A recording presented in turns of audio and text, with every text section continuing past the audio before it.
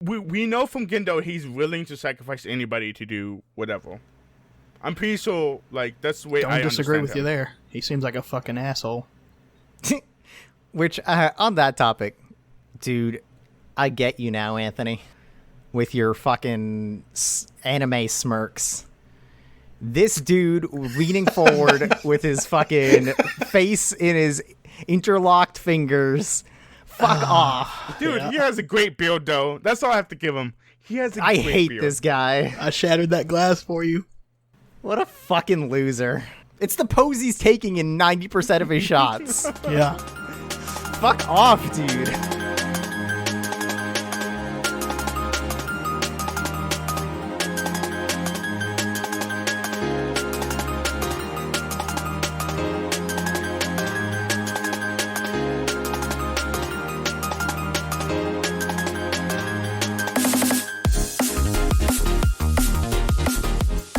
Neon Genesis Evangelion. Hi, I'm Chris Bailey. Salvador, also known as Monkey. And I am Anthony Vaught. So, before we get in, Don't start this whole thing off with a sigh. No, that wasn't a sigh. Okay.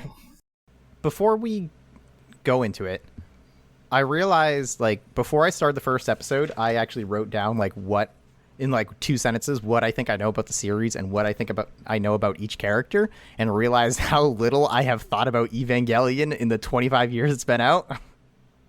And somehow I don't actually really know anything about it. Like, I know the archetypes of all the main characters, but that's it. So I don't even know that. I'm curious if you, like, do you guys know anything about this series, or are you going in, like, total blind? I do. I've watched one of the movies. I think I watched the first movie, and it introduces Asuka. Okay. So But- that leads up to, like, that probably goes up to, like, halfway through the series? I don't know. I watched the movie. I never watched the series.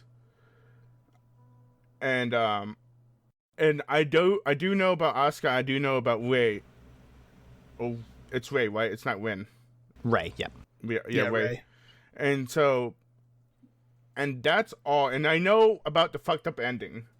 Okay, I don't Know know about that at all, so. Yeah, I do know about that. That's because everybody talks about it. And I do know about the fucking kicking ass theme song they have. And I have to admit, it's a good fucking theme song. Oh, yeah, we're going to talk about Girl Angel's Thesis. But, actually, I just want to, for Anthony going forward, Yo, homie. since he called out, or I guess Monkey too, especially with you knowing the types, I think it'd be interesting to pay attention. I know we haven't met Asuka yet, but her and Rei. No. Or are you spoiling something? No. I'm not Okay. spoiling anything. I'm saying her and Rei, especially, like, thinking about anime back in the day, are, like, this entire show kind of is the herald of anime as we know it. But those two characters really popularized two huge archetypes. So I'm just saying that I think it's important to, like, really pay attention to their characteristics and see they're everywhere in anime, those two characters. I do know what you mean by Asuka's type, though. I don't know about Rei's type. I'm not very good at types, though. Even though Gotcha. I'm a massive anime watcher, I watch a bunch of random stuff, so I don't. So what about you, Anthony? Any prior knowledge of Evangelion? No. Honestly, the only time I've ever heard of Evangelion in my life was when you two were making fun of it. Yeah, that sounds about right. And not in like a ha-ha way, just like, I know multiple times where Orange was talking about how shit Shinji is as a character. My, spoilers, my opinion so far is yet to change. Yeah. Oh, actually, I completely agree with Shinji in this entire thing. First God, We can five- talk about it here in a little bit. Yeah. Yeah, we'll get into I was that. just saying, first episode, I'm a big Shinji fan. And then I saw, which was kind of funny that you picked Perfect Blue for the second pick, because one of my things I was looking for was a psychological thriller. And then that tag did come up a few times when I was watching this. Or when I was like trying to research what pick I made. And this just also happened to have like it's based purely on like Google and Reddit searches, but this one has supposedly a good storyline to it. Or it's well written. I forgot which one this one was on. Yeah, you know what? I'll have stuff to say about that later. Yeah. No, don't take that as ominous. No. To be honest, No. if we weren't doing this podcast, not to say that I love it or anything, but if we weren't doing this podcast, I probably would have watched the entire series by now. Wow, really? I would have dumped this series, dude. I would have dumped this series episode 3. I'm legitimately interested and curious to see how this bored shakes as out. Fuck. I am so fucking bored. But real quick, I'm total not, aside. I'm bored. I'm scratching my eyes out trying to I'm like, when does this get to the part where it gets good? Well, that's to be determined, but Yeah, I know that's to be determined. And guess what? I'm determined it's not getting good yet. Yeah. But here's the thing, though. I know I'm not as big brain as you two are. So, my tastes are completely different. So, it's I know this is... I probably might like this show at the end, even though the end... I'm a big ending guy, and so, it depends how fucked up the ending is or not. I do know what the ending is, but... we have to And watch if the we're movie. gonna That's all I'm watch the saying. end of Evangelion 2 on top of that, We I don't have know to. if we have to. Fuck. I think we have to. Oh, it's so long. It's like an hour and 20 minutes. You'll be all right. Out of a fucking 26 episode, dude. 20 minutes. Pull. Someone do the math. Someone do the math on the internet. 4 episodes. Yeah. 4 episodes. 20 minutes each. So one more podcast. Was that 3? If even, we might even just rope it into do 26 and fuck. I don't know. The end gets weird. We'll talk about the end when we get to it. Yeah, we'll probably be around 6 or 7. If we do about 6 or 7, depending on if we do the movie, full podcast of this show. Is my guesstimation. I'm just saying, you guys, be ready for me to start complaining. Okay? That's what fine. I'm saying. Total aside, nothing to do with anything. I have to because you brought up Perfect Blue. There's a guy on YouTube named Breadsword who does a series on Satoshi Kon and how his works demonstrate his philosophy on love. And he has one on Perfect Blue, and it goes into a lot into color, lighting, and score to really get across his meaning and explain what's happening. And it's a really great read of that movie. So if you're interested in more Perfect Blue, Breadsword on YouTube. There's a YouTuber that I watch. His name is, I think it's iPat's Wolf. And he does an analysis of why Perfect Blue is so fucking scary. And I listen to it, I'm like, it makes complete sense why this movie is really has an eerie sense to it. And then finally, if we're plugging YouTubers, I'm going to plug Sir Paper Plate. He has 50 videos. I'm just kidding. I hear he's canceled. Yeah, he probably is. All right, so Evangelion, created by Hideaki Anno, Cruel Angel's Thesis, performed by Yoko good. Takahashi. So good. Fucking Cruel Angel's Thesis. Anthony, what do you think of Cruel Angel's Thesis? Is it because I've been quiet the whole time when you guys have mentioned it? Because if you don't like it, this podcast is canceled. I can't say I don't like it. I don't think it's so super strong. tank, but I don't think it's really close to tank. I think it's actually scarily close. I think Oh it's my so God. good. It has some good vibes, but I mean, we'll get there. But I like the outro better. I didn't listen to the outro, to be honest. I haven't listened Just to that because episode Netflix either. is like, I'm going to the next episode. I'm like, fuck it. I'm not going to stop you. Because I know how you guys are, so I hit watch credits the first time, and then I was like, oh, yes, daddy. And I kept hitting watch credits from now on because I fucking love it. All right, if we take a break at some point, I'll have to pop on the outro because I don't listen to outros that much. Okay, can we? Do you guys have this issue on Netflix where there would be a bunch of Japanese spoken and they don't subtitle it until the very last second, and you can't read it all? Or is that just I only am me? dubbing this. Oh, you're dubbing okay, it. cool. I am, yeah. Owens, what about you? Oh, I'm doing something, 100%. No, I know, but has that happened Do you to have you the on issue? Netflix? Oh, like the previews or the lyrics? Whenever they talk like a whole sentence, and the subtitles does not pop up until a second. And then Oh, it yeah, pops up. that did happen a couple times. Yeah, It was this is why I weird, hate fucking watching anime on Netflix, you guys. Is because those subtitles is fucking garbage. But Evangelion's only on Netflix, so I don't have feel to like I fucking missed watch it. anything, though. Yeah, there's a lot of talking in this show. Lot of talking. Like a lot. Last note on Cruel Angel's Thesis, and then we can move on, and unless anyone has anything they want to call out in it. I don't think I ever watched it, and I think I'm gaining more appreciation because I think it's a good intro visually, too. Oh, I will give you that so one. good. It looks so good. It mashes up really well, like music and like the style of all the like, you know, cuts and quick.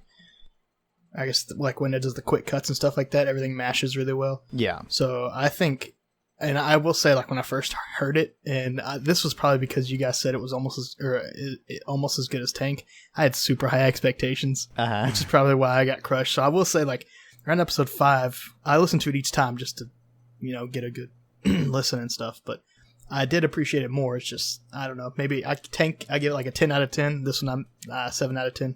Wow. So I liked it. I just wanted more. All right. Well, I agree with Anthony on that. I mean, all right, well, Tank you're is a both 20 out of 10, fools. but the Evangelion theme song is Look, like... I'll give I would Tank a it 10 8. out of 10, but the lowest I'll accept on Cruel Angel's Thesis is like a 9. Okay. But that's all right. We can't all have correct opinions. Yeah. Too bad you have the wrong one. So before we Insert heavy sigh here. before we get into episode 1, Angel Attack, written by Hideaki Anno, we meet the characters so rapid fire. Just for housekeeping purposes, I'm going to slam out the voice actors. And I don't necessarily know. These are who I assumed were the main important characters that I should be calling out for voices. So first we got Shinji Ikari, voiced by Megumi Ogata, who also does Kurama in Yu Yu Hakusho, Yugi Moto in Yu-Gi-Oh!, and Kanemata in Persona 3. Oh, wow. Yu-Gi-Oh! In the English version, it is Casey Mangillo, who does Sho Suzuki from, I believe, Mob Psycho. So, I don't know that one. Sato Katsuragi is done by Kotono Mitsuishi. She does Tsukino Usagi, also known as Sailor Moon. Gracia Hughes, Boa Hancock, and Catherine with a K from the video game Catherine. And the English voices that I'm calling out are the Netflix dub, for what it's worth. And the English is Kerry Kiernan, who does Casca from Berserk, Mokuba from Yu-Gi-Oh!, Mami from Madoka, Satsuki Kiryuin from Kill la Kill, Lux and LeBlanc from League of Legends, Sarah Valstein from Trails of Cold Steel. Why'd you laugh? Because there are 2 League of Legends voice actors in the show. I think that's very funny. Is it because we all met through League of Legends? Yeah. Yeah. Maybe. And the Twin Wardens in Persona 5. Then we have Rei Ayanami, who is my girl Megumi Hayashibara, who we already know as Faye Valentine. Who? Fuck off. English is Ryan Bartley, who also does Gracia Hughes, except the English version. Claima from Konosuba. I don't know who that is, but I put that in there for you, Monkey. Claima? I don't know who Claima is. Clema. CLCLN. Osamu from Erased, and Komugi from, I believe, Hunter x Hunter. I'm really bad with names, is what I realize. We have Gendo Akari, done by Fumihiko Tachiki, who does Kenpachi from Bleach, Sloth from Brotherhood, Menthu Yupi from Hunter x Hunter, Bunji Kugashira from Gungrave, Don Krieg and Akainu from One Piece, and Isao Katsuragi from Yakuza 4. English, Ray Chase, who is Bucharati in JoJo Part 5. Noctis in Final Fantasy 15. Genichiro from Sekiro. And Reese from Borderlands 3. I love Bucharati. He's one of my favorite JoJo's, you guys. The final one I'm calling out, because we have not met Asuka and I believe one other character at this point, is Ritsuko Akagi, done by Yuri Yamaguchi, who does Nico Robin from One Piece, Orochi Maru from Naruto. And her English voice is Erica Lindbeck, who does Futaba in Persona 5, Talia, Zoe, and Morgana in League of Legends, Emma Sky in Phoenix Wright, and Jessie Raspberry in the Persona 7, Final Fantasy 7 Remake. Okay. That is what what I I got. got. Shout out to Orange. Jesus Christ, bro. Yeah. He actually does some good hosting whenever he wants to. Well, this is what happens when I prepare. Yeah. Yeah, shout out, though. Oh, and by the way, if I do say Orange, that is Chris Bailey. That's who I originally met him as, is Orange. So yeah, let's get into Angel Attack. Okay, so I'm gonna put my first note. First note, ugh. Ugh? Yeah, I was like, ugh, I have to watch the Evangelion Neon Genesis. So I'm actually going to bring up this, like, I want to, who was the photo that he pulls out? That is Masato. Yeah, that's the girl. That is Masato, right? Yeah. Yes. I don't know why he has a weird, like, sexy picture of her. Well, yeah, he has an arrow to her titties, right? She's Did like he kind of put that pieced down? over, bent over a little bit with the peace Yeah, sign. I thought it was like a beach picture. I didn't rewind it or anything. Did you guys see the arrow? Like, did he, like, wrote on the fucking picture, or did she do it? Dude, I have no idea. Because there's, like, a pointer arrow to her, like, breast. If I you mean, look that at- checks out because Yeah. he is a teenager. But I don't know. I love 90s animation. I completely forgot how good everything looks. Yeah, the especially the design of this show. God, it looks fantastic. so good. Yeah, I mean, we watched Cowboy Bebop, we watched Perfect Blue. Like, god damn, 90s animation is so much different from what we have now. Yeah, before it gets all like Tech. Or, everything just shit out and looks all the same. Yeah, exactly. It just looks so good. Yeah, I guess while Anthony's looking that up, Shirobako, an anime about making anime, calls out, or there's an episode where they like need help animating something, and the main character goes to like find a legendary animator basically, and it's almost explicitly an homage to Hideaki Anno. So it's kind of cool. Monkey is completely right. There is some Japanese writing with 2 exclamation points and an arrow straight to her cleavage. I as she's wonder bent what that over. says. And yeah, she's bent over, given like half a peace sign, winky face, with lipstick kiss on the photo. And there's a bunch of writing, and then the English dub says, "Dear Shinji, I'm coming to get you, so just wait for me." Oh. Come on, Masato.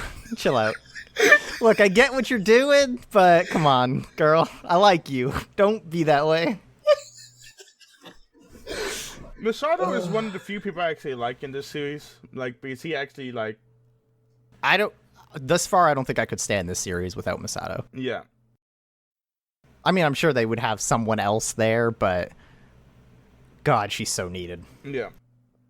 I will say, like, we'll get into this more with other characters, but they're not. I'm like, I don't know shit about archetypes. I know one night we had a discussion off podcast that was about the types of dares, right? Yeah, the types of deres, which Dares, thank you. you're gonna meet, like the prototype tsundere next week. Yeah, but I in terms of like just in general television types of characters, I kind of the types we meet are very different in this one. There's some basic borderline, like, I don't know, like, I feel like I'm gonna jump ahead a little bit, but Shinji with his dad issues, Mm-hmm. you know, just in general, that's not exactly how it's portrayed in media, of like having dad issues. That, given I've only seen 5 episodes of it, but he's just so random. Like, one minute he's like, it's just psycho, the next minute he's like, he has balls, the next minute he's just shy. Yes, ma'am. No, ma'am. Yes, ma'am. Like, he's all over the fucking place. I mean, do we just want to get into that now? I mean, it would come in later, not right now. Well, okay, yeah, well, we can talk about Shinji later, but also, like, I guess Okay. Masato, she's the obviously the kind of, I don't want to say caretaker, but she's a very interesting take on a caretaker type of person. Remember how I said I wrote like just short sentences on what I think the characters are? Yeah. For Masato, I wrote drunk mom trying her best. Oh my god. That's so good. I like that. Yeah, so, like, when you see this, like, Masato, she comes up in that, like, fucking car blazing or whatever, and then, like, they're driving, she's complaining about the car, and then, like, a couple scenes later, I'm jumping everywhere for a second. No, But that's a couple totally scenes fine. later, she's just chugging beer, or maybe a couple episodes later, she's just fucking chugging beers, eating fucking microwave food, and I'm like, dude, this is my life, like... It's like, okay, Masato, I see you. Yeah, and she's some, like, just the secret UN, like, fucking awesome, I don't know, it's just, like, that's a... Usually when you get the peppy hype, like, super caretaker hype girl, you know, she's not an alcoholic on the side. That's just a which different little take. And she may not be an alcoholic, I'm just, you know... given her she apartment, is. maybe. She is an alcoholic. You know, I'm not, like, giving her the actual definition, but She looks like one. For fuck. But sure. I think it's also definitely safe to say that she's got her own shit going on. We haven't been introduced to it yet. Sure. Oh, that's fair too. Yeah. Like, I doubt she's just the happy well, for one, she's like, she swings between like this wild emotional immaturity, which Shinji calls her out for, Yes. like, at the beginning of the series, which is the best thing Shinji has done so far. And then when she, like, it gets down to business, she seems like she's actually really good at her job. And, like, even like, she's even Shinji's handler, and I forget exactly when it is. It's like the second or third episode. But she basically explicitly says that, like, oh, she's playing him. Like, she's acting this way towards him because she needs him to stick around to pilot the Eva. So I don't think she's incompetent. No, I wouldn't use incompetence. I just like, did I say incompetence? No, but, well, I mean, okay, this type of character is usually, like, there's a level of incompetence or, ditziness or something. Yeah, that's kind of what I'm saying, is that's not here. That's not present. Yeah, okay. That's a very interesting, like, there's multiple interesting takes. Like, obviously, I can't say much on Rey, because we've only got her saying maybe 10 lines of dialogues in 5 episodes. Oh my gosh, Ray. But we'll talk about that later. I guess just worth noting, we see the monsters, like, right at the start. Yeah, the angel. Yeah, and Shinji gets a flash of Rey, and then we get referenced to, like, the last angel attack was 15 years ago. Yeah. I just wanted to, like, dump some exposition. The army tries to fight the angel, gets completely destroyed. Yeah, so... I want to point out, it's 2015, right? I think it's 2014, but yeah, I mean, Evangelion has happened in current time. Sheesh, that's fucking wild. But yeah, we do not have flying UN. We don't have Or fucking battleships elevator yet. cities, okay? We also don't have Evangelions. Yeah. Fine. We might. We don't know about that one yet. Oh, also, the fucking Tokyo 3 is so cool. The idea of a city God. that is underground and then can go above ground is... That actually, like, I loved that so Fucking much. cool. When Masato brought him up to see it, like, rise was so good. I think Yeah. it's cool, but it's like, I cannot understand how the fuck that would work. It's just straight up and down, dude. It's like an elevator. Everything's an elevator. Okay. Nothing if you put a bunch of stuff in an elevator and then it goes down, like, nothing bad happens. Okay. Yeah, I don't know what I was gonna say. Go on. Also, I guess worth noting on the subject of Masato, like, I wasn't sure if we're supposed to think she's cool or not, but one of my first notes is literally Masato isn't cool. Isn't cool? Isn't cool. I think she's trying to be cool, and she thinks she's cool. I have a question for you guys about anime. Okay. The camera angles that they draw, right? Uh-huh. Or however it's animated. I know some are drawn, some are computer, but whoever makes that. Are you talking I about the guess- sexualization? Yes. Okay, so yes, I was also very concerned about this for like the first 3-ish episodes, especially at the beginning. Because, like, and I'm pretty sure at this point most of it is drawn. Yeah, I mean, I don't care. I'm not the... Well, just, to answer your question. Okay, yeah. But And typically in anime, this is what's known as quote-unquote fan service. It's basically another word for gratuity. This show, I don't know if it's doing it as, like, to be titillating to the viewer and, like, trying to get people in that way or whatever, or I really, really do think that one of the big themes going forward in this show is gonna be sexuality. Oh, it is.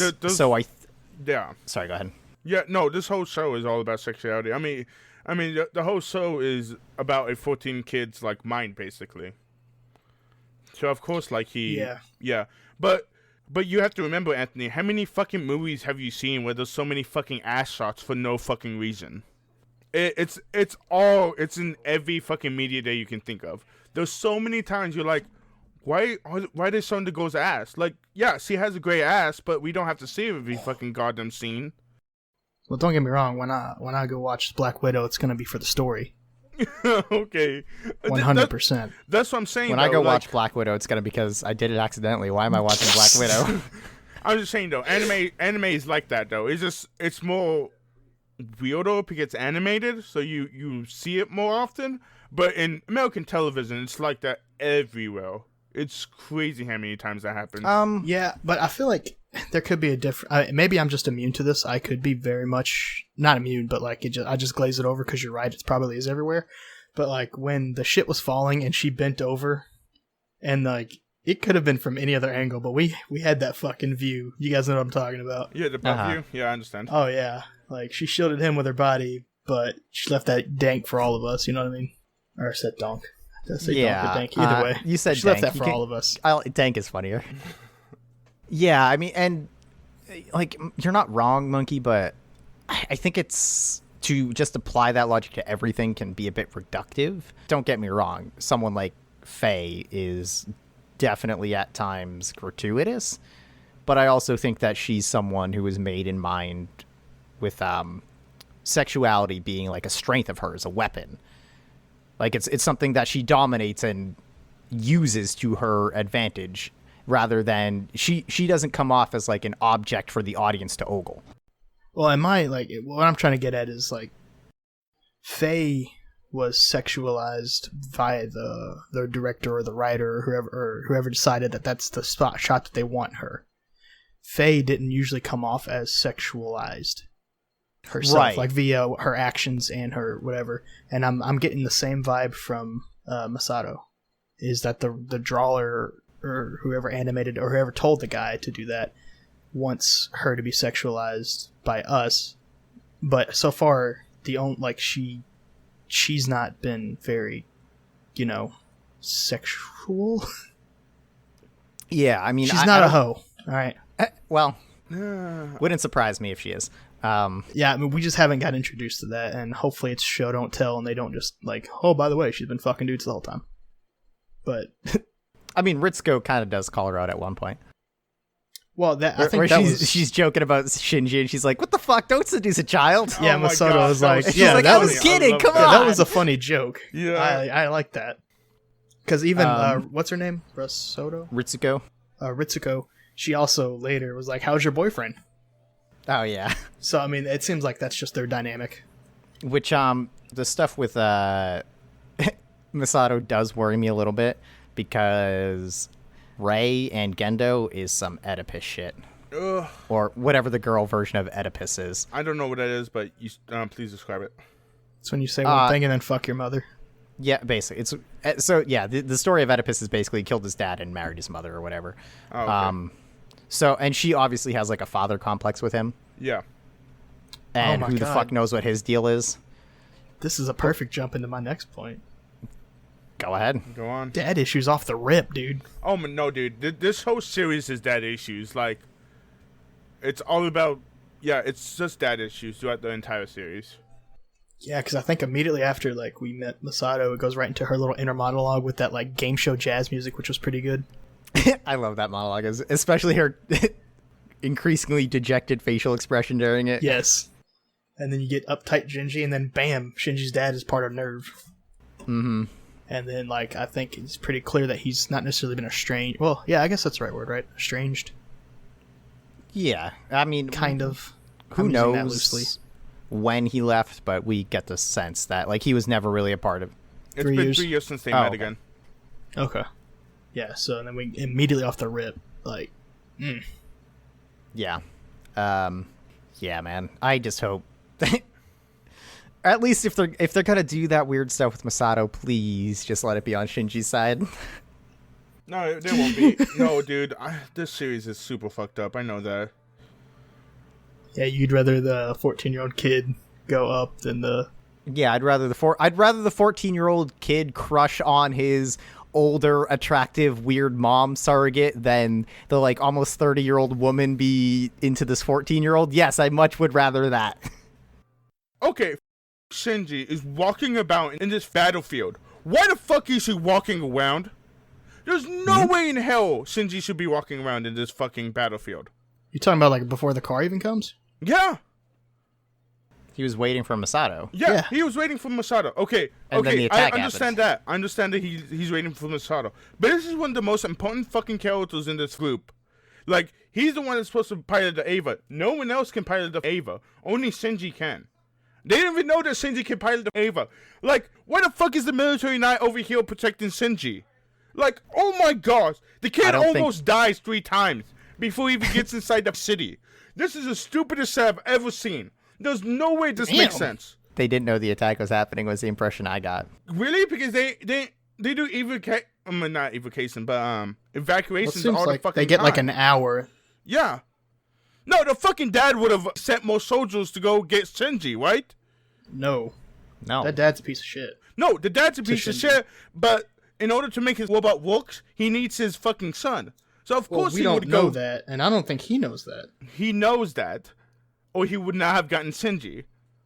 As we learn later, there are other either Eva pilots or Eva candidates. Does Eva candidates? I'm not sure if at this point like Asuka had already been piloting or not, but No, there are only 2. As far as this, no, far, I know, No, but he doesn't know anything about Asuka, so you can't say anything about Asuka. well, that I just Shinji is what they say 4 and Rei is 3. Or no, Ray's Shinji's- 2. So we know there's a 3. Yes, because they specifically say we're looking for the 4th children Which is or the 4th Shinji. child.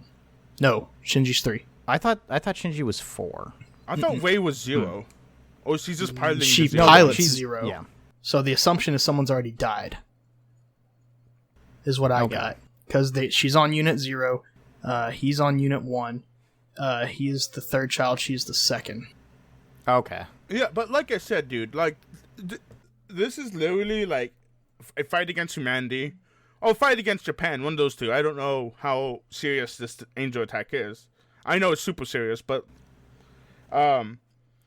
like, you would put more effort to try to get Shinji safe, right? That's the point I'm trying to make across. There's no way this fucking kid would almost die to fucking... I know he won't die in a fucking anime. I'm just saying, like, it just blows my mind. Even assuming that they knew the attack was happening and he might potentially be in danger, I still think sending like as we very quickly learned about Shinji, sending like a bunch of military people to pick him up would be a terrible idea. They need him comfortable. They need him trusting. They need him to want to do it. That's why they send Masato. We learned that's part of her job, is making sure Shinji wants to be there and that he wants to do it. Also, they almost let him leave. They do let him leave. They don't. I mean, yeah. They don't let him leave. Yes, they do. They do not. How far did you get? I got to episode 5. When he literally, like, she thinks she's too late because the train goes off and he was supposed to be on it? Okay, I understand that. Okay. Yeah. Yeah, but that's him, like, officially resigning. Yes, that one makes complete sense. If he was that crucially important that we're all dead without him, they wouldn't just let him resign. Oh, no, but what's her name? Wei is finally fucking healed. So, of course, they let him resign. I mean, but Gendo even says, like, oh, she's not battle ready yet. Yeah, it doesn't matter. They're gonna fucking fight the kids until they die. That's what Gendo said. He's like, he doesn't fucking care. He's like, oh, the kids are just gonna keep on fighting until they die. It doesn't matter. Of course he's not battle ready. Are they gonna send her out to the field? Yes. They already did, right, in episode 1? No, they did not. No. Ray has Oh, that's not right. She yet been had, sent yeah, out. she had that. Her accident was part of the. Yeah. Yeah, I remember now. But no, we know from Gendo he's willing to sacrifice anybody to do whatever. I'm pretty sure, like, that's the way I Don't disagree understand with you him. there. He seems like a fucking asshole. Which, on that topic, dude, I get you now, Anthony, with your fucking anime smirks. This dude leaning forward with his fucking face in his interlocked fingers. Fuck off. Dude, Yeah. he has a great build, though. That's all I have to give him. He has a I great hate build. this guy. I shattered that glass for you. What a fucking loser. It's the pose he's taking in 90% of his shots. Yeah. Fuck off, dude. They're so fucking unoriginal. This was made in 1990-something. Still. I bet the same pose is used, like, up in the fucking now. Still, 2017. They're still fingers crossed, shadow in the background, just going... Or Yeah. walking with their pockets and a smile on their face with hands in their pockets. Just something different, like, fuck. Well, Yeah, okay, hey, we well, get to meet the blondie girl. Ritsuko. Okay, anyways, what's a civil servant? I think that's just her official title. Yeah, it's like a government worker, basically. Okay. I think like honestly, I caught on to that, and then like by the end of episode 3, I forgot she'd even said that. I think that's just her way of telling the public what she does. Because Okay. I imagine there's some, like, he even mentions he's sworn to secrecy, so she probably couldn't just be like, I work for Nerve, I will be your handler. Okay. So I feel like that was just an excuse to get him in. So, I think it's funny that you're the one who wants to talk about Ritsuko. Because, she's pretty basic in terms of like her character. In my yeah, opinion, definitely. But well, because you said like, oh, I'm not used to any of these character types, right? But I think it's episode. She's the one I'm not. I think she's going to be the exact same. Well, I mean, 4 or 5, episode 4 or 5, we get we see Ritsuko goes over to Misato's for dinner. Yeah. And it's like, oh yeah, we see the Misato's like the emotionally immature fucking weirdo, and Ritsuko's the uptight by the book person, but clearly they're actually friends, and that is a relationship that you get in literally everything. That's true. Anime or not, there's always those characters, and they're always friends. Most of the time, they're the main 2 characters. Anyways, I was just saying I like the introduction of Ritsuko because she's swimming and she just puts on a lab coat, and I'm like, that's a fantastic look. I like it. That's all I have to say.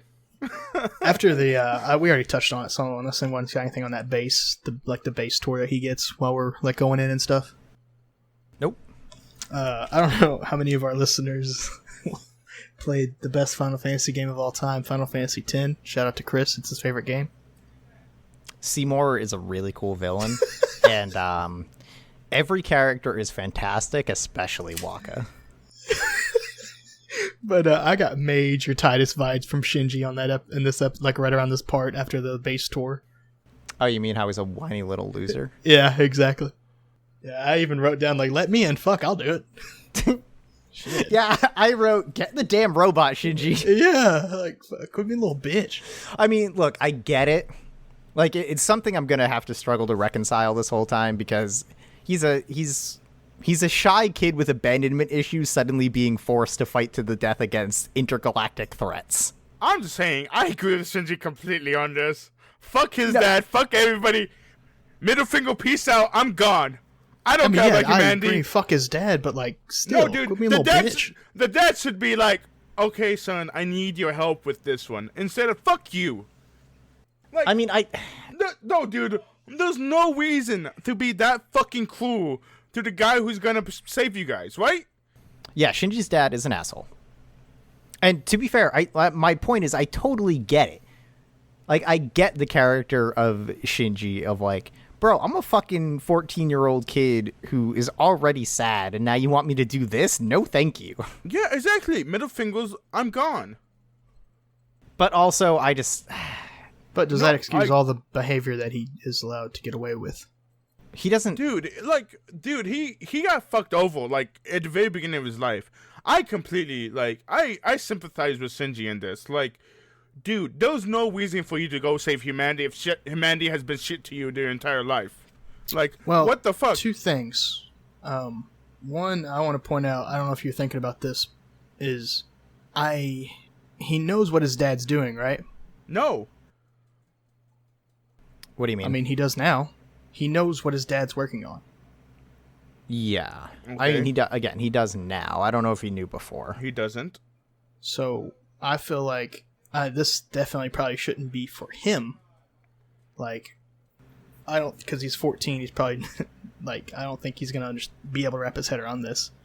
But if I found out that my dad was gone for 3 years, but the reason is because he's working to defend the world, I might start to at least consider, like, okay, well, now let's replay that scenario that I know where he went. But do I still hate him? Anthony, but wouldn't your dad say, hey, I'm gonna go work for the government? Probably. I mean, I'm not saying he did it the correct way. But it's still bad. Like, all of it's bad. It's not like, there's no, like, I don't know how I'm gonna, I don't know what I'm trying to say, but yeah. It's just like, there's no reason for Shinji to, like, I agree with Shinji. I would not fucking pilot the fucking robot suit. Like, I would let humanity die. Like, As a it's been 14-year-old, I would have hopped in there 14 times over again. Yeah. Depends like- what video game I played last, I think. No, dude. And then If I was awesome Shin Megami Tensei, let's fucking go. One point I do want to touch on real quick is we don't know that like all of life has been shitty to Shinji, and to be fair, we've been shown nothing to indicate that. He has. Have they said what happened to his mother?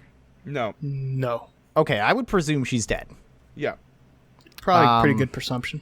And then his dad abandoned him, but we don't know anything else. So there's nothing that indicates that he didn't have like people looking after him and he just kind of regressed into himself, which is something we will get into because I think it's the most important concept they've introduced so far. But Yeah, and I think the way I'm looking at it is I haven't seen him except for his father leaving to go, I put in quote, save the world. So, like, I don't know. I guess that's where we sit differently. also people have... Also, I still hate the commander. Oh yeah, Gendo fucking sucks. No, he's awful. But Shinji can't also make any friends either. Like, he's at school. Like, But that's his... But we're kind of shown that that's his fault. oh, the way he was raised up? I mean, Which we fucking- don't know, Dude, except for the he's abandonment stuff. He's 14, right? His dad left him at fucking 11. Yeah. That's so messed up, dude. That's growing age. I mean, Yeah, Shinji's I'm not saying you're wrong. Yeah, but I'm trying to say, though, like, to me, Shinji makes complete sense in this entire fucking episode. Oh, I think he makes sense, but I don't think he makes sense in the way that, or I don't think he's, I mean, it's hard to say this about, like a fucking 14-year-old kid, but I don't think he's without fault. I don't think he's entirely a victim of circumstance.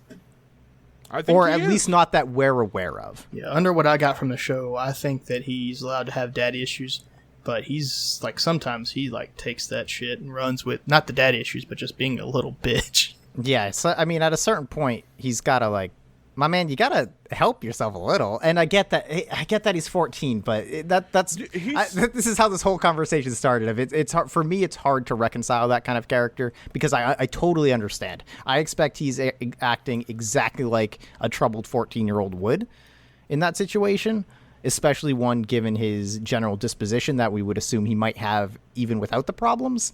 But I guess I am judging him, too, on a higher level, but... I mean, dude, I look at stuff like Madoka. I look at stuff like Avatar. Like, I'm like, Aang, shut the fuck up and be the Avatar, my man. Yeah. Like, he's 12 and he was frozen in an iceberg because he almost died. But, which I get is totally reasonable that he doesn't want to be the Avatar. It just happened to him. And that's kind of what the series is about. But there's always going to be that part of me that's just like, dude, get over it and do what you got to do, my man. I don't, like I said, I just want, like, I completely agree with Shinji on this. I would have fucking left. That's all I would have said. Oh, I probably would have too. No, I'd be fighting those motherfuckers. Yeah, it depends. If they were, like, cool about it, I probably would have left. But if they were like, hey, I'm a piece of shit, get in the robot, I'd be like, nah, fuck off, bro. Okay, so Shinji, like, so the whole robot thing, the robot hasn't been working. First of all, like, right off the bat, the robot is just not working. They do not know. The fucking scientist does not know what the fuck they're doing or anything like that. Also, the fucking girl, was it Witsuko? Wishiko is like, oh, we have a 0.000000000000001% this might work. What? So you're What saying are you there's a guys chance. talking about? That's basically how she responds. She's like, it's Yeah. not zero. And Masato's like, it Yeah, it's not basically zero. is. Yeah. Like, dude, I mean, I play a bunch of fucking video games with random chance, and if my thing is down to fucking 30%, I'm not taking that chance. Like, there's no way. And this is crazy. The fact that it's 0.001% that this is gonna work. And of course it works because it's a fucking anime, but like, what the fuck? These guys Well, have been... I'm assuming that gets explained later. Yeah, I'm up. So the part where the only other thing I have to say about like almost the first 3 episodes at this point is in the first episode, yeah, it's powered down and it protects Shinji. So clearly there's something with the Evas that isn't like they can't be all machine, right? Oh no, they're not machine. They're part angel. I'm pretty sure they're part angel. Okay. We don't know that yet. I said I'm pretty sure they're part angel. That's all I'm saying. I don't know what they are. But they don't work as fucking machines. They don't work like machines whatsoever. We saw that in what's it called? Was it? Yeah, I mean, they even talk about neurological links. Right. Which I mean, I believe we were to assume that they're talking about the neurological link between the pilot and the mech. But at this point, I'm also like, Yeah, dude, what if that's the mech? Like, they're talking about the neurological mech part. Yeah. Right, yeah. Because it there's obviously had a mind of something its living own. Yeah. Okay, so Shinji gets in the fucking thing. It takes Rei 7 months for her to get ready to pilot the whole fucking mech. Yeah. And Shinji just fucking hops in. And that's why she's not the main character, my guy. But also, as we're shown, again, what I referenced of it protects him there. And I forget what else happens that they're like, oh, this has never happened before. This seems almost impossible. Like, clearly there's something going on with Shinji. I think the links are like a really good percent or something like that to Shinji. I think that's the yeah, thing. sure. Yeah. Yeah, because I used to get mad at that shit all the time, Sal. Like in every fucking thing. Like, why is the main character always the luckiest motherfucker? And one day it kind of dawned on me, like, that's just because if he was just the mundane piece of shit, like nothing ever special happened to him, that would be a shit story. Yep, that's why I love when people are like, well, this doesn't make any sense. Why didn't they get shot there? Be like, because if they got shot, the show would be over. What the fuck do you think? No, and that's the only reason I'm okay. That is literally the only reason I'm okay with this fucking half celestial, half fucking mech deciding he's gonna not use physics and just save a child that he never even met before. Oh no! Because trust me, I am 100% on board with you. If they don't explain this, I will be fucking furious. I'm pretty sure there's a fucking link between him and his between the Ava. Like, I think there's a fucking like galaxy link there or fucking something. better be. Yeah. I think we got a little bit of a tease in, I think, episode 5, where I think Ritsuko says, like, oh, they're a 99.98 DNA match for humans, the angels. Yeah. Angels are particularly, yeah. But again, they still haven't linked, other than we have Sal's presumption, they haven't linked angels to that actually, that makes a lot of sense. I'm just saying the robots regenerate. So, like, that's fucking weird. Robots don't regenerate. I understand if they fix each other, but they don't regenerate. Did I talk about how much I love the design of the Evas? Oh no, dude, it's so fucking good. But let's talk about the first battle, right? Like, when it finally gets into it. All right, so technically we're on episode 2. Not 1 still, because the fucking dad said, what's it called? Because the dad says to Shinji asks if, I don't know how this comes up, but the dad says, oh, I don't need you, but I need you now. Like, oh, because Shinji's like, why do you fucking left me? And the dad's like, oh, because I didn't need you. But I need you now. This is why you're over here. What a shitty thing to say. Oh my gosh, fuck this dad. You got no disagreement from me, brother. Yeah, agreed. This guy fucking sucks. But kind of on that topic, I don't think it's a scene we need to talk about. But fuck every single person in that, like, the meeting in episode 2. Oh, like the council that they're going to probably have like twice more in the every single one of those people sucks. That's all I have to say about that. We're going to have a meeting without you, Commander. I think, what's it called? What's the girl's name? Misato? Yeah, Misato. Thank you. Misato says, don't run away. I'm like, run away my ass. I'm a fucking kid still. Like, of course I can run away. Oh my gosh. I was so annoyed. And then fucking Shinji sees Rei, and Rei is all fucked up. Because they're like, well, if Shinji's not going to do it, we're going to bring in Rei. And I'm like, yeah. I still would have left. I don't know this person. Dude, that was the first time I saw it, but I think episode 5, dude, they guilt-tripped this motherfucker Oh my god. Yeah, I told you, dude. Right? It's so bad, right? Oh god, they're such dicks to this fucking 14-year-old kid in terms of guilt management. Yeah. Oh, we can talk about episode 2 now, you guys. So, just real quick, because, it's what we're doing. I think there's only one episode, I think it's episode 4, that Hideaki Anno is not credited on as a writer. So, after that episode, I'm going to stop saying him, but he co-wrote every episode in the entire series. except for that one, I believe. Shit. Okay. So episode 2, also written by Yoji Enokido, who wrote Fooly Cooly and wrote on Redline. So Ooh, all some two good shows. some recognition there. Major marks. I do want to make Anthony watch Redline because it's a fun movie. Redline's fucking weird. It's anime Let's see Fast how and this Furious. Oof. Yeah. Wait, like the first 2 or the last 8? I haven't seen any of them. It's about cars. It's like the Then first I one. might There's a into guy it. with a pompadour. It's all about cars. I'm definitely into it then. Um, I love my first 2 notes on episode 2. The angels have returned. Fuck Shinji. But this is where we get that one really cool scene. Yeah, I think they're talking about the angels, and then we kind of get that scene you were mentioned where you get to watch the everything come out of lockdown. yep. Which Oh yeah, when the angel's coming up. oh It god, looks I was about to so say good. we briefly talked about like God the damn, visuals, it looks but so good. I like the audios or the audio fucking whoever did that shit. Oh my god, because the episode where they talk about the cicadas. Uh-huh. Oh, every time they're outside, you Oh. heard them from then on, and it was real subtle. I didn't write his name down, but I like that weird camera kid. The classmate. Yeah, I mean, we'll get to him. Oh, yeah. okay.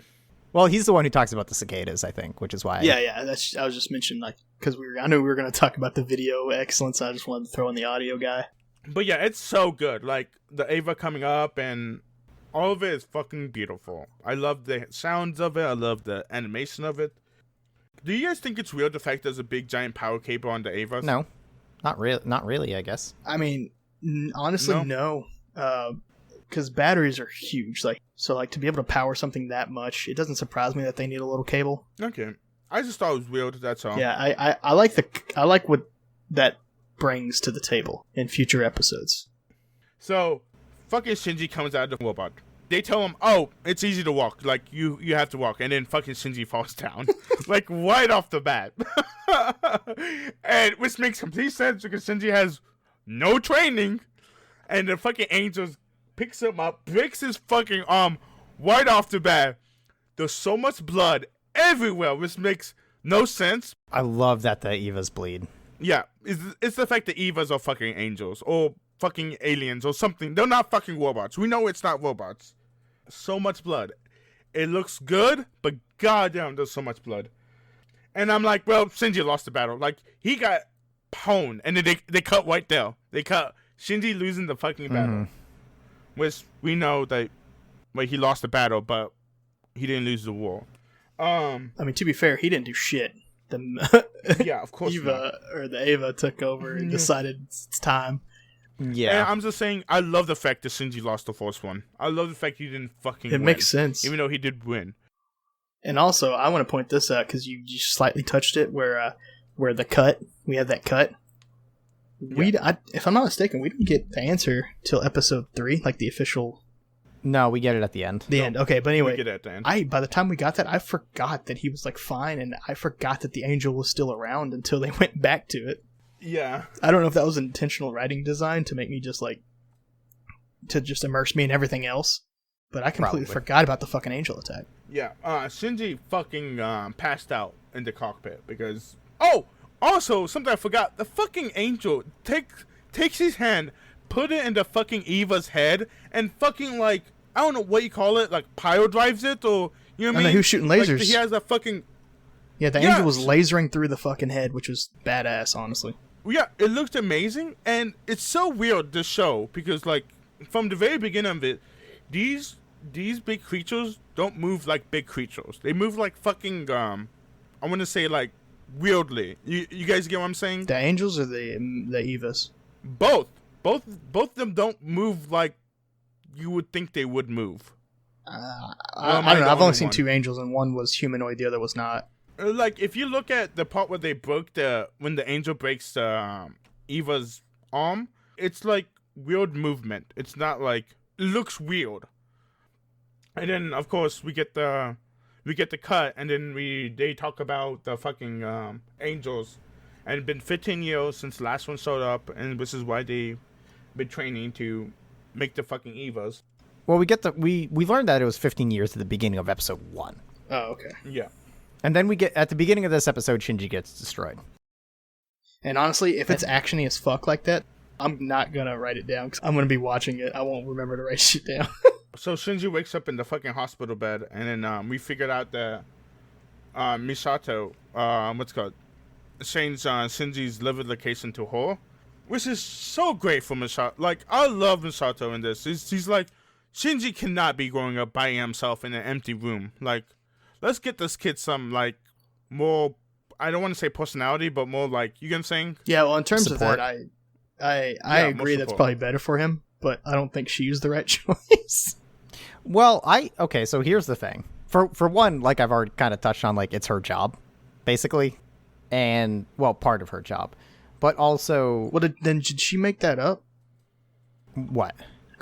No, it's not like her entire job. It's part of her job, I think. Because I was under the implication that everyone agreed that he should be living in a specific room, and then she was like, no, he wants to change it to me, without even consulting him. Okay. I might have missed that. Because he keeps mentioning, like, it's her job, it's her job, it's her job, and I was like, I was kind of getting the fact that she just kind of wanted to be around this kid. I think she feels for the kid.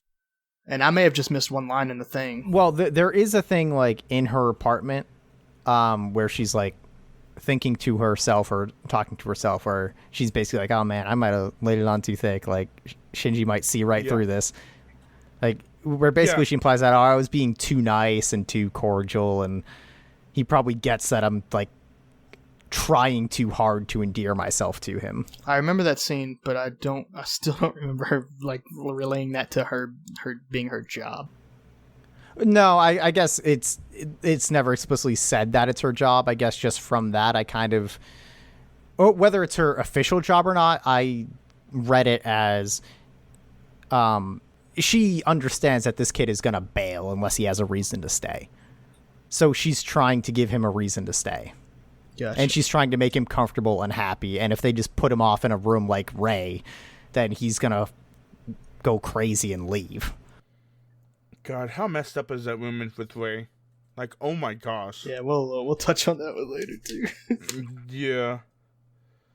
Which actually, just because it's there, I think you're also right in that it starts out Misato trying to, I guess, manipulate Shinji, probably, but she quickly kind of comes around and, like, actually starts to care about him.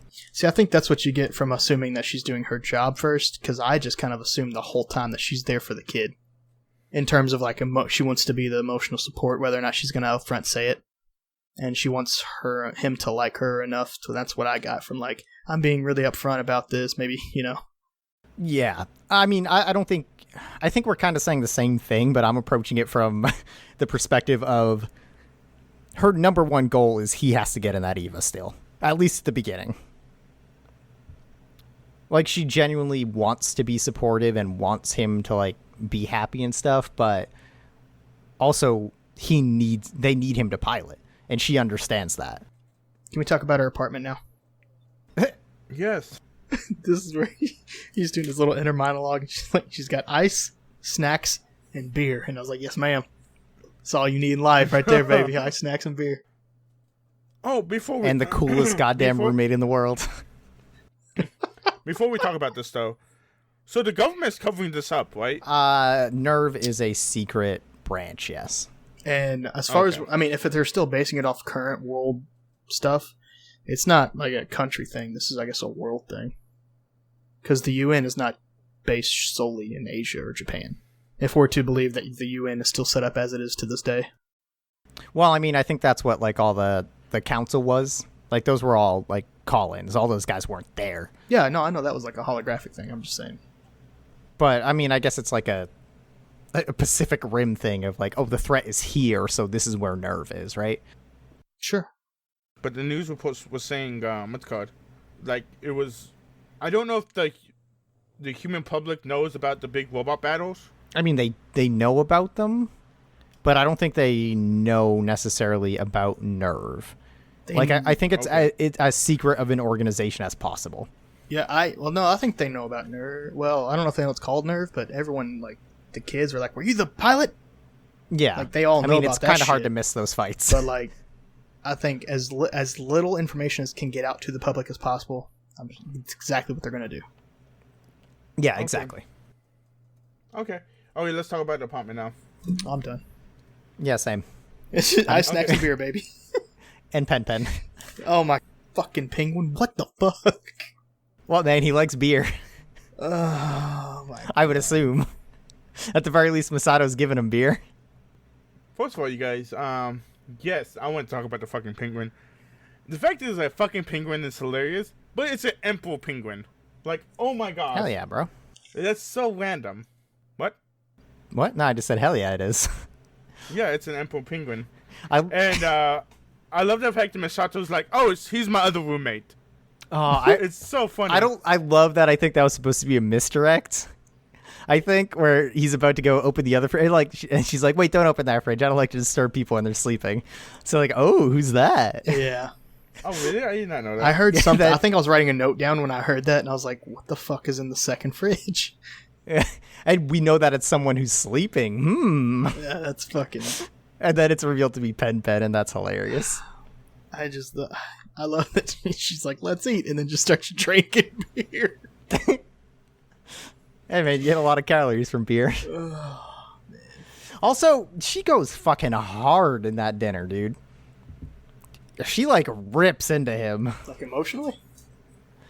I mean, kind of. Like she's kind of all over the place. I forget exactly what she said. To be fair, I watched this episode like almost a week ago. But yeah, she yells at him a bunch and like I don't know how serious it's supposed to be. Because this is like pretty much right before I think she does the whole thing of like, maybe I'm trying too hard or whatever. Yeah, I mean, she literally just stole him from like where he was supposed to stay and shit. Oh no, I think this is the scene where she like starts teasing him and like, I'm teasing you a bunch. You're supposed to be a boy, right? Like, why can't you take it? I just And don't she's remember. like, nah, okay, whatever. I just remember I just remember the beer scene next where he's about to take a shower. And then she pulls the beer and like the candle's still like hiding the dong. Which is also like, come on. What? She just let that 14-year-old kid stand there, buck ass naked, for like a good 30 seconds. Yo, so what? I mean, Ray did the same thing later. Yeah, I don't understand the point, Owens. Actually, if we hadn't seen that Ray scene, I'd probably be with you.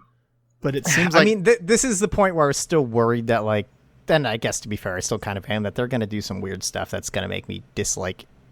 I mean, she didn't like, ooga, ooga, and you know what I mean? She was just like... Yeah. Yeah, dude. I mean, come on. Like, naked's just a thing. It fucking, who cares? I'm sorry that our society is so bad I've been naked in front of my everybody should wear roommates. fucking clothes. Yeah, I mean, like... Given that I Who the will... fuck like, cares? and I also think that was just a nod. Like, they were just trying to get a written joke out. Yeah, I'm sure. But again, this is like coming off episode 1, and they actually do it pretty much right before this too, where again Masato is kind of sexualized, and for me it was more just a worry of like, is this where they're going with this character? Yeah, you're just I don't know scared why because he you really think wants this- Masato to be cool as fuck. Yeah, And if she starts Okay. liking fucking 14-year-olds, he's out, and then he's gonna hate the show. Yeah, I completely understand, but I see no fucking grounds that Masato likes Shinji.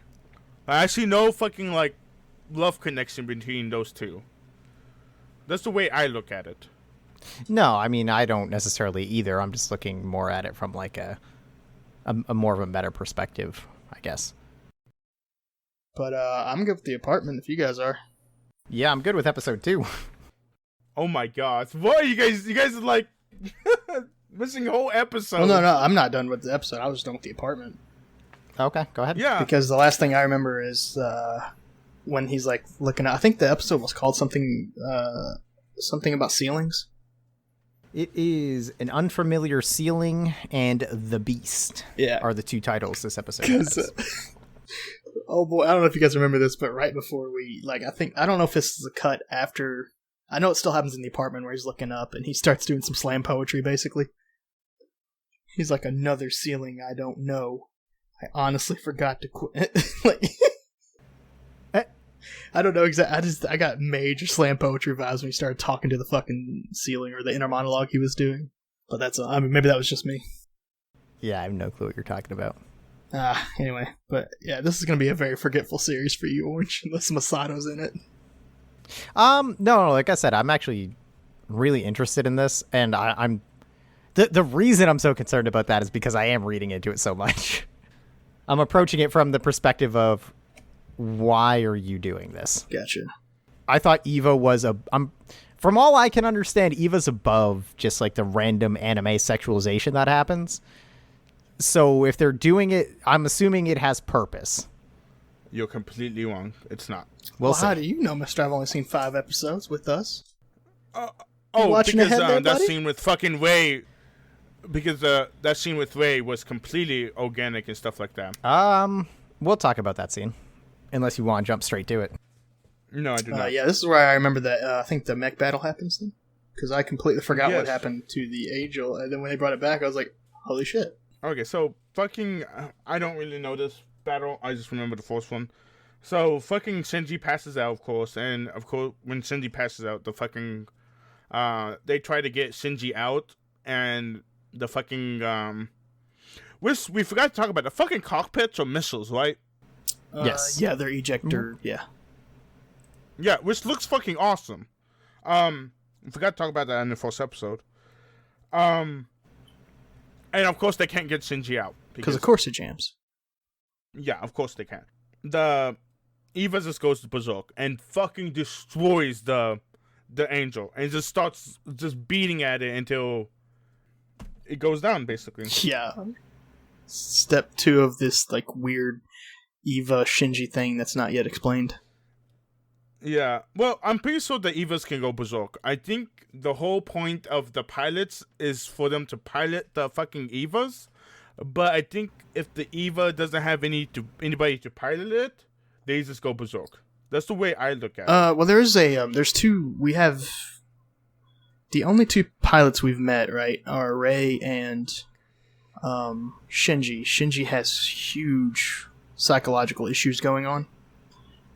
I think the whole point. Yeah, and I think the whole point is the psychology issues. I think there's a huge neuro link, which I was kind of waiting till later episodes to really go into, because this could take a while to deep dive into, and then just for it to almost be nothing, maybe. Which I don't think it will be, but because I think, if I'm not mistaken, Ritsuko around episode 5, I'm assuming because it's Rei's episode, was kind of explaining what happened with the accident with Rei. And they were literally almost there. This could be 4, I forgot which one, but they were almost there. And then the thing lost its shit, and she was like, it could be I don't even want to say. She like left you hanging there. There's like a quick little, it's very hard to catch if you're not paying attention. And the implication I got from it was that Rei, if like you get some fucked up shit that goes in your head while you're linked to these things, then that Eva will become like fucked up and go berserk mode. Interesting. Okay. Yeah, I didn't pick up on that. They're actually extremely neurologically linked. And it's less mech, more thoughts. The way I look at it is the fact that Wei was not ready to pilot her Eva, whoever it is, the 001. And so her mind wasn't like ready to pilot it, so the Eva just went out of control because... So if she was so absent-minded that it had nothing to go off of and it just did its own thing? But maybe, like crazy. I mean, I could see that. That's not a bad guess. Yeah. Yeah, that makes a lot of sense, I think, with Rei's characterization. Because I'm pretty sure that Rei really wants to pilot the Eva, like, because he has a dad complex. But yeah, true. But I mean, like, with what you said, like, Shinji's whole thing is he's constantly trying to please other people. He's looking for approval from basically whoever he can get it from. He just does what other people tell him to do. And Rei she's completely shut off. She responds to nothing except for Gendo. Yeah. So if what you're saying is like, what you said is if there's nothing there, and so if Rei's just in it and like, it's like whatever, it has nothing to feed off of, right? But if it's Shinji and he's driven to please Gendo, he's driven to please Masato, like he needs to find success when he's piloting this so people will appreciate him. And that could be feeding his Eva, which maybe that's not what you're saying, but that's what it sounded like to me. And it's not something I thought of. I was just kind of trying to build off that. But yeah. It's fine. So yeah, we just watched basically the end fight, but there was this one thing. So Shinji's basically awake still, and Fika Masato opens up the door and she's like, "Are you still awake, or whatever it is?" And I don't think Shinji says yes or whatever it is, but then she says, you should be proud. Like people would say, "Good job" and all this stuff. Yeah, she gives him that attention that he needs. Or, Yeah. not attention, sorry, affirmation that we just discussed. Yeah. That he really wants. She's praising him, and she's like, other people's gonna praise you because you piloted the robot and stuff like that. And all I'm saying is, at the end, I'm like, this is just nightmare fuel, like to the fucking fire, like Nightmare goddamn. fuel? Yeah, dude, Yeah. like fucking, it's just so bad for Shinji. At that point, I feel wouldn't for this know kid. if she was still trying to manipulate him into, like, continually to pilot it, or if she actually cared about him. She's still on that thin line for me. Yeah, I Yeah. think she's like this weird mix of both where I kind of get the sense where she even isn't sure all the way. The only thing I want to touch on was the last bit of that fight. I just didn't want to derail the conversation. When he self-destructed, Oh yeah, and Okay. and the self-destruction was in the shape of a cross. yeah. There's a lot of hidden. I don't know what the religion's called. Christian meanings. in Yeah, it? Christianity themes, but I I mean, it's so- called Evangelion. Yeah, so here's what I was thinking. Here's my last sentence because of that. Is so this is just my guess. I just want it on written down. People are gonna call me fucking idiots for because they already know how it happens, but I'm thinking that they are definitely somehow linked to the angels, and I think that there's some type of absorption maybe that occurs when they do that shit, and that also is going to psychologically affect the pilots. Interesting. Call me Okay. fucking crazy. No, I don't dude, fully know what you mean, but yeah. Well, I mean, it's already kind of clear that these things are otherworldly in some way, shape, or form. We don't know how they were built, but I think that they are, like Sal mentioned earlier. I was waiting till this part to like really agree with him. Is that they are somehow very linked to these angels. The Evas are, and angels are also very closely similar related in DNA to humans. So I Which think angel like are we on? this is just the first one still. No, this is the third one, right? this is Angel 3 technically. Yes, the first Okay. two happened previously. Okay. We didn't see the first two. Yeah, I know that. I was just wondering which angel this was. Gotcha. Yeah, because all I know is this is the one that blew up that we didn't get to watch the fight until this episode. Yeah. And This is the same it's episode. like I saw the Christ like thing, and I thought of resurrection real quick, and it just kind of seems like, I mean, it could just be a nod to evangelism, Evangelion, But I kind of got those vibes of like, I think this is gonna psychologically affect Genji somehow if that fucking angel is still around in some way, shape, or form. Did anyone look up Evangelion? No. So the best I could find is there's like a Greek translation too, but I probably think it's less fitting. Basically, from my understanding, is that Neon Genesis Evangelion roughly translates to New Century Gospel. Ooh, that's cool. I like that. I want to believe you. Roughly.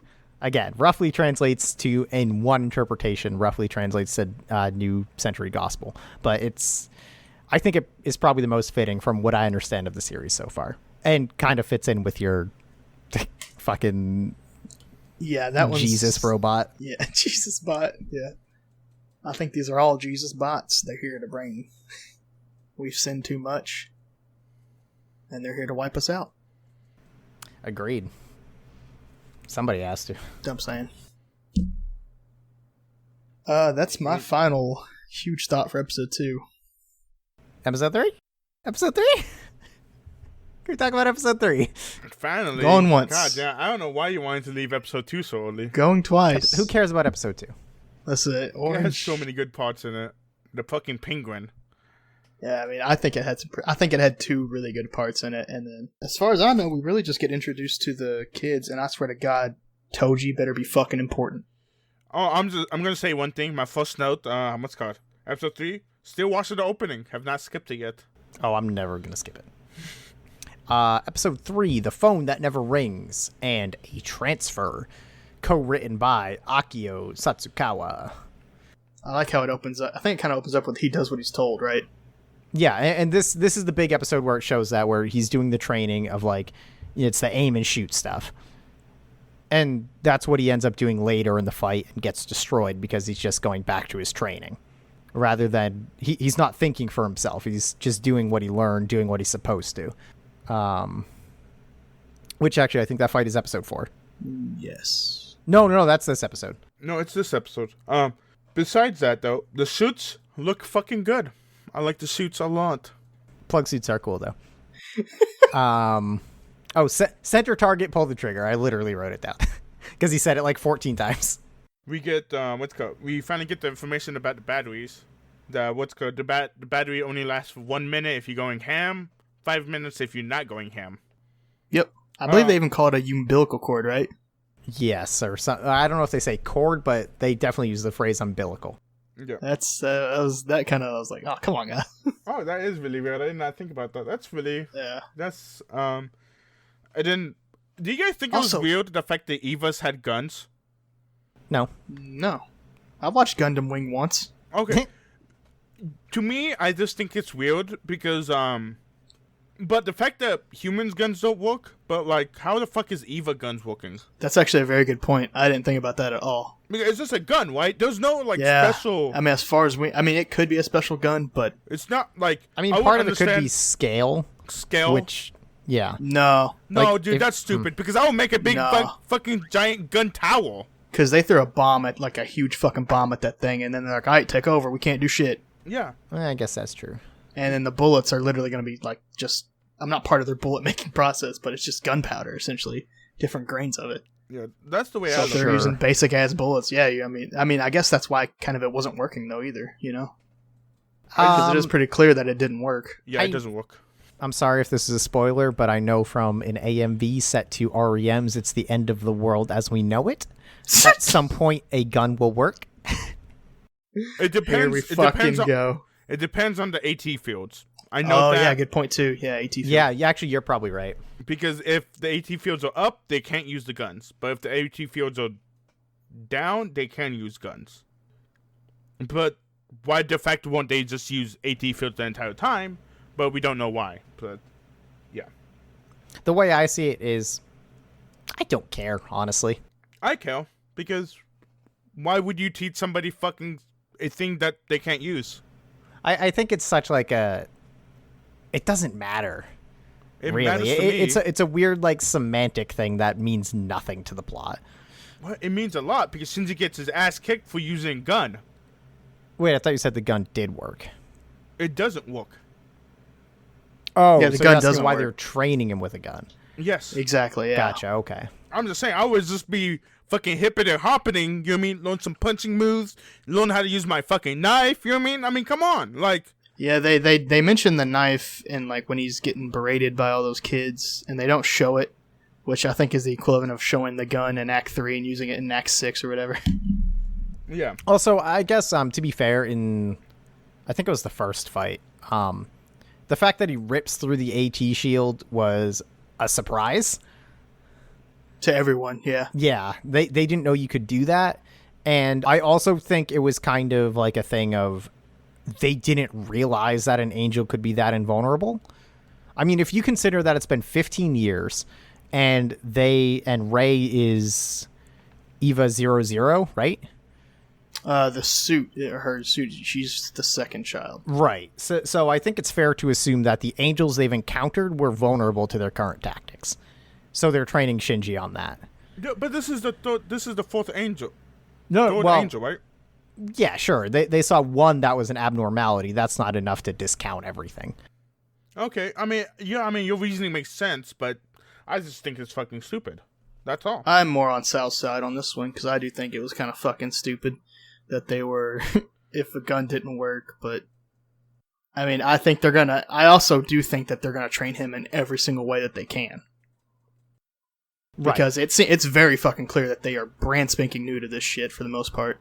Yeah. Yeah, exactly. They have no clue what's going to happen. So, I mean, if they want to train them with a gun, that might not work. Yeah, if they want to train them with a knife, that might not work. Yeah, if they want to train them in fucking, like, witchcraft, that might not work. I'm all for it. Like, whatever's going to get this fucking angel destroyed. So we get the thing that Shinji has been here for at least 2 weeks, and no one called him. He has a cell phone. And you guys want to talk about this fucking hedgehog thing? Because Absolutely, I want to talk about the hedgehog dilemma. Okay. I'm just gonna say I don't fucking care about this at all. Go on. It's only Owen. the most important concept they've introduced so far. I don't fucking care because there's more. Yeah, I know talking. you're too caught up on the fact that a gun might work sometimes, so why Fuck use you. a gun? Go on, dude.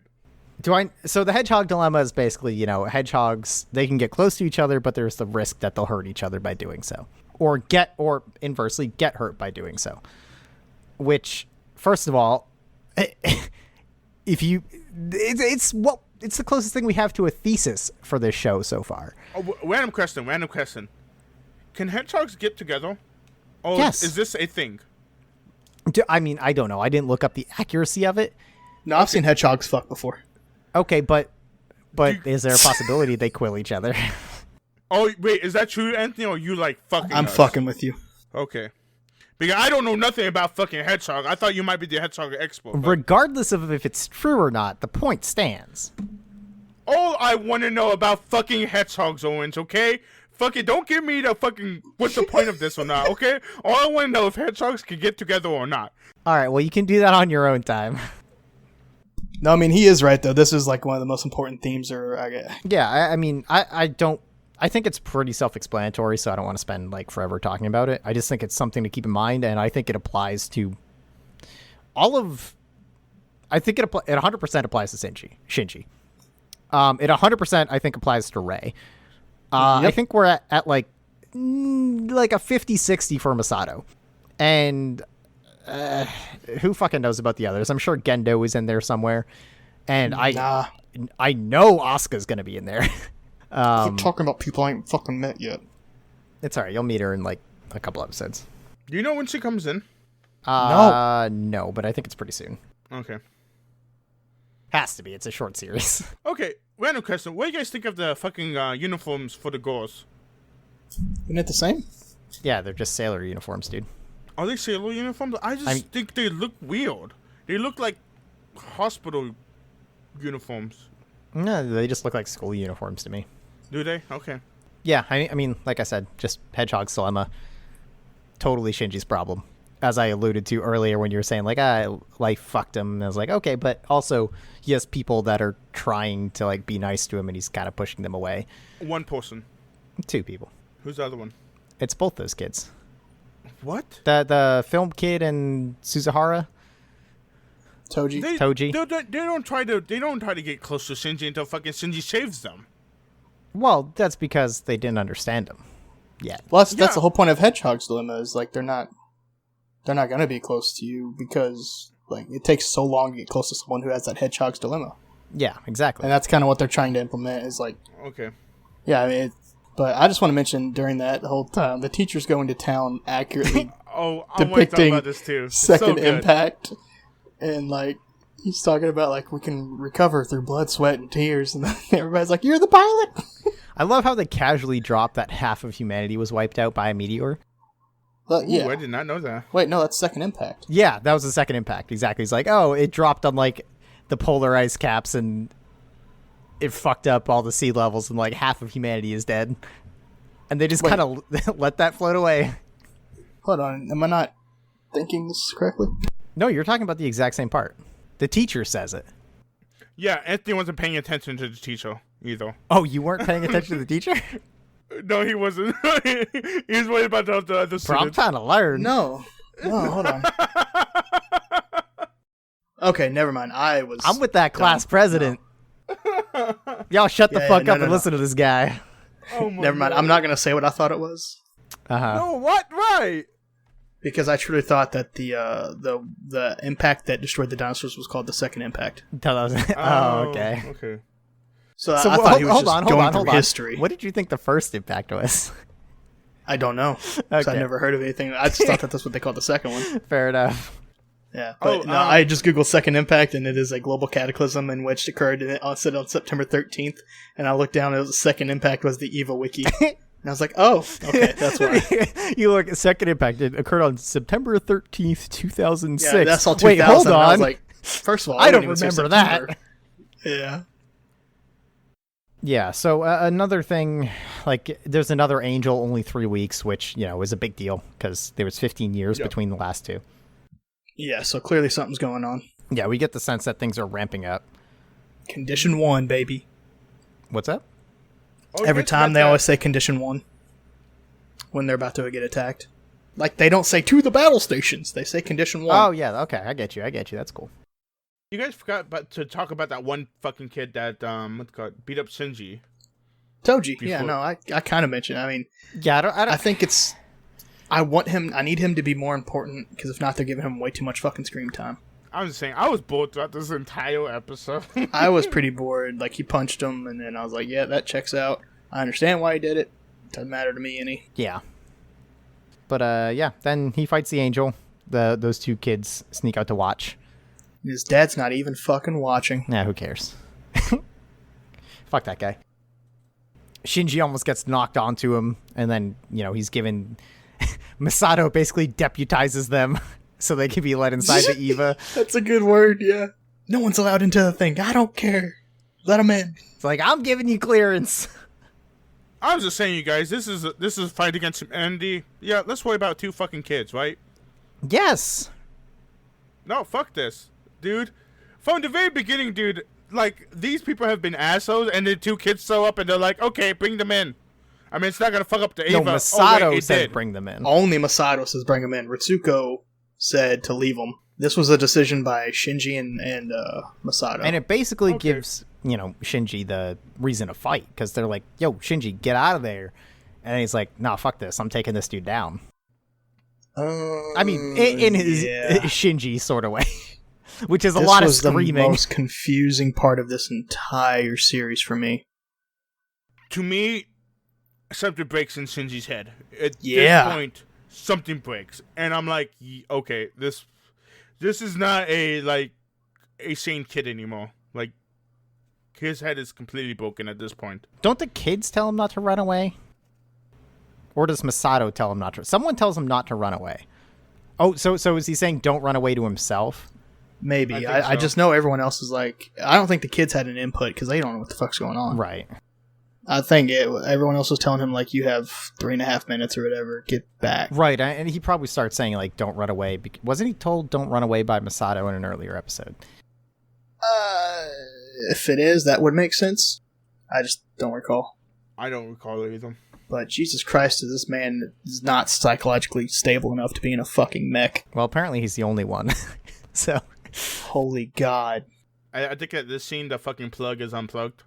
So Shinji literally only has 5 minutes, which makes no sense because I'm pretty sure Shinji was going ham. There's no way he only has 5 minutes. I mean, you described it as going ham, but the exact words were like, you have 1 minute if like every single thing is operational and 5 if we limit things. Right, and he basically just charges the thing and stabs it in its like core.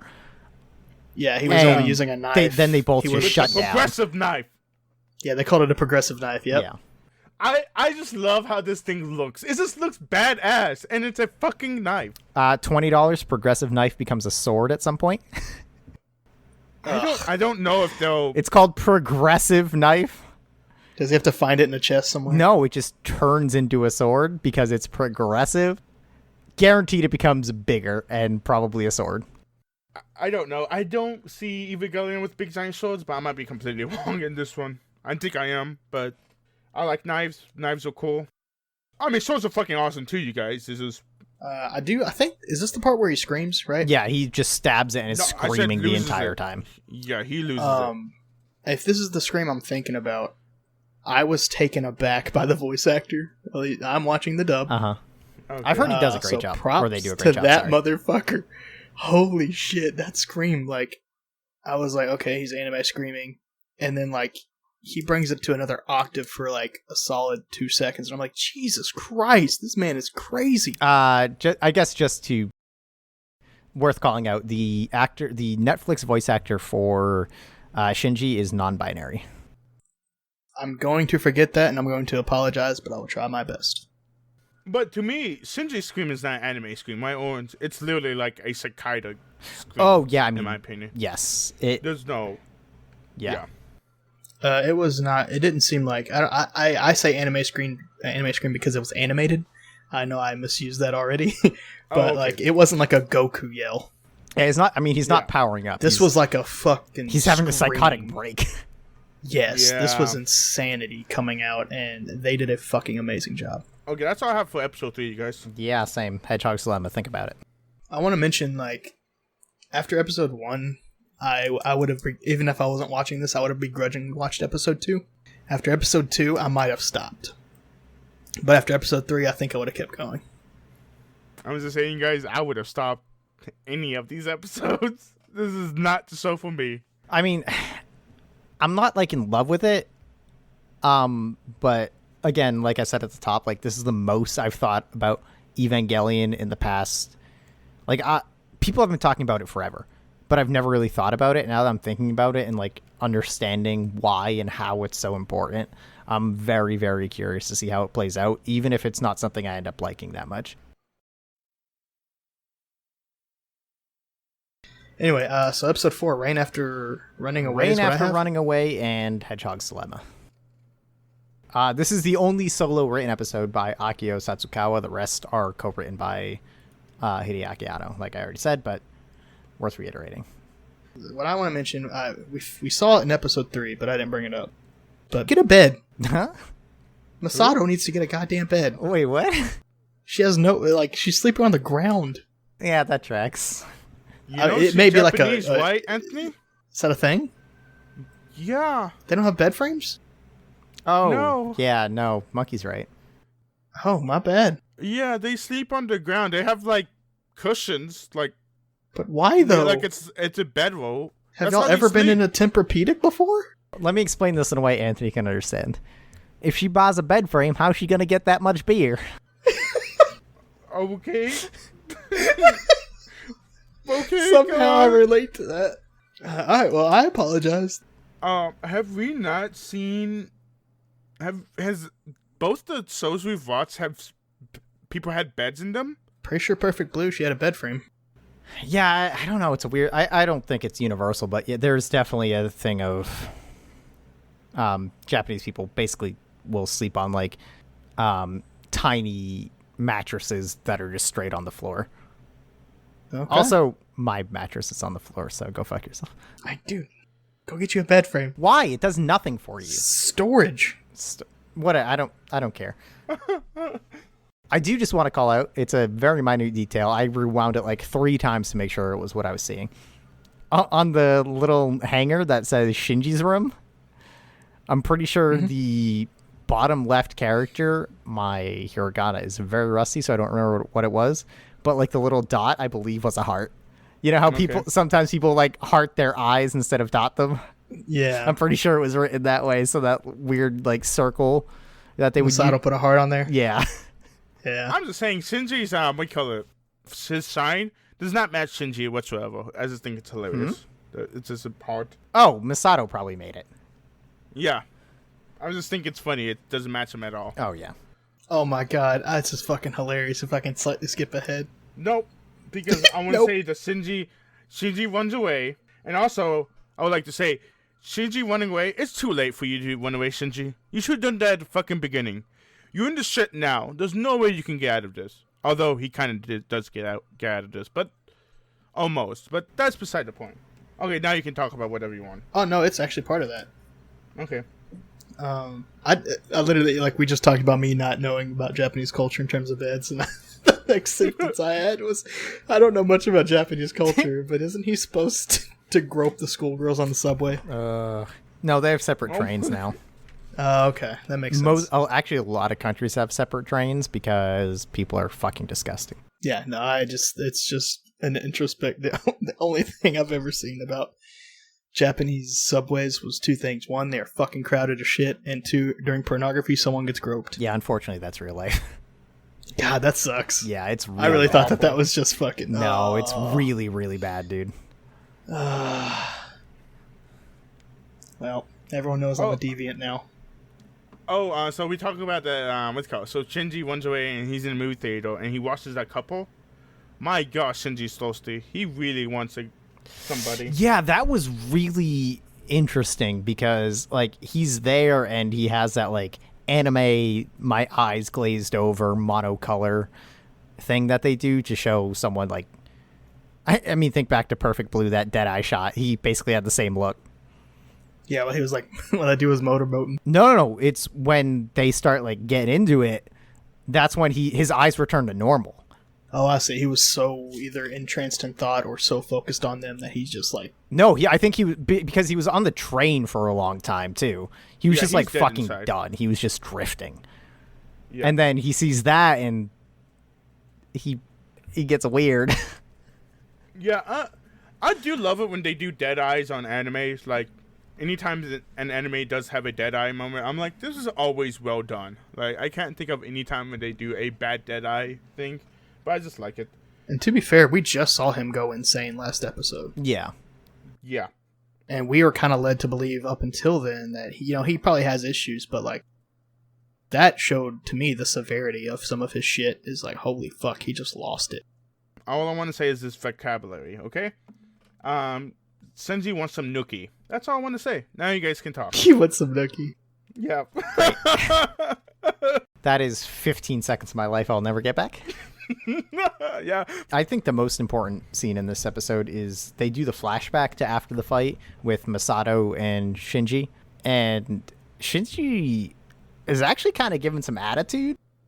Yeah, no, he got some balls, and she's like, "Hey, you got balls." Yeah, like he's... Which leads me, yeah, that's why I say like he's a different character. Like he's so, I'm not gonna say well-rounded because he does not seem like he thinks before he talks, but like I don't know, it's just he's such a different take on a protagonist of that like style. Yeah, and I think it happens. I might be conflating the scenes because I might be thinking of the one right before he runs away, but for the most part, he's always like the yes ma'am, yes ma'am, yes ma'am.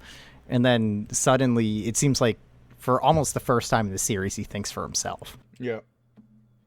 I think we do learn some interesting information that may have been hinted at, but this is where at least I was, as the dumb viewer, completely like sold on these things.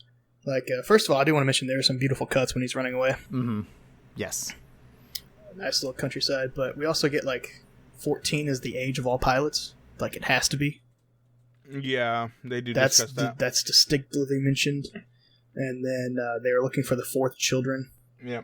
And this is the whole, they are very much throughout the episode guilt-tripping him with Ray so fucking much. Yeah. Oh, we forgot to talk about the two classmates show up to Shinji's apartment, and they just realized that Misato's just a hot babe. I mean, they're not wrong. Yeah. I'm only setting this up for You got later. a problem with that, too? No, man. Look. I heard you heavy sigh. You called Ritsuko. Let me have Misato. But I want both. Can't have both, my man. Oh, my God. She's got a bunch of beer and a penguin. I'm on board. You guys are literally wasting seconds of my life with this fucking shit. Mm-hmm. Fucking disgusting Payback's anime. a bitch, isn't it? Fuck you. Yeah, so... The kid... First of all, that kid in the field... The fuck is he doing? No, first of all, fucking random. Is Shinji bad at running away too? Like, how the fuck does he show up in this field where his fucking kids at? Like, what? It makes no sense. Shinji, what are you doing? Did you just take a fucking train that just goes round and round to this one fucking city that you live at? What the fuck, Shinji? Oh my gosh, dude. If you're gonna do something right. If you're gonna run away, run away. What are you doing? Okay, go on, Orange. I just thought it was funny. This kid is out there playing, like, Army by himself. Yeah. I mean, they are 14-year-old kids. I was still doing shit like that. No, I know, but I love that he was doing both parts. He wasn't even filming it. I was waiting for him to be like, nice, got the shot. But nope, he was just fucking around. Yeah. I don't know. I think that was just supposed to be a feel-good scene, and then he No, shows I up. enjoyed it. That's what I'm talking about. Oh, yeah. Yeah, then they do the camping thing. You learn, like, oh, this kid lost his parents, too. Mm-hmm. And, like... And he would kind of... Doesn't it mention that he'd, like, give anything to be a pilot? Yeah. Like, he wishes it was him. Again, another fucking guilt trip.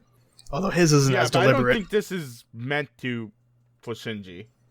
No, but I mean, it's a good way to show, like, different perspectives. Yeah. This kid is Anthony. He'd get in there. Facts. Yeah, me and this kid are the same. Well, also there was a conversation, which is why I wanted to talk about the fucking kid meeting Misato. So the kid is like, "Why you not with Ho? She's like a total hot babe." And me thinking, forget about Ho. You have a fucking penguin. I would love a penguin roommate. Honestly, haven't seen much of Pen Pen. I wouldn't be surprised if he's a bit of a dick. Wow, hard take on Pen Pen. Okay. Yeah. Would not surprise me if you sit in Pen Pen's chair. He's gonna let you know.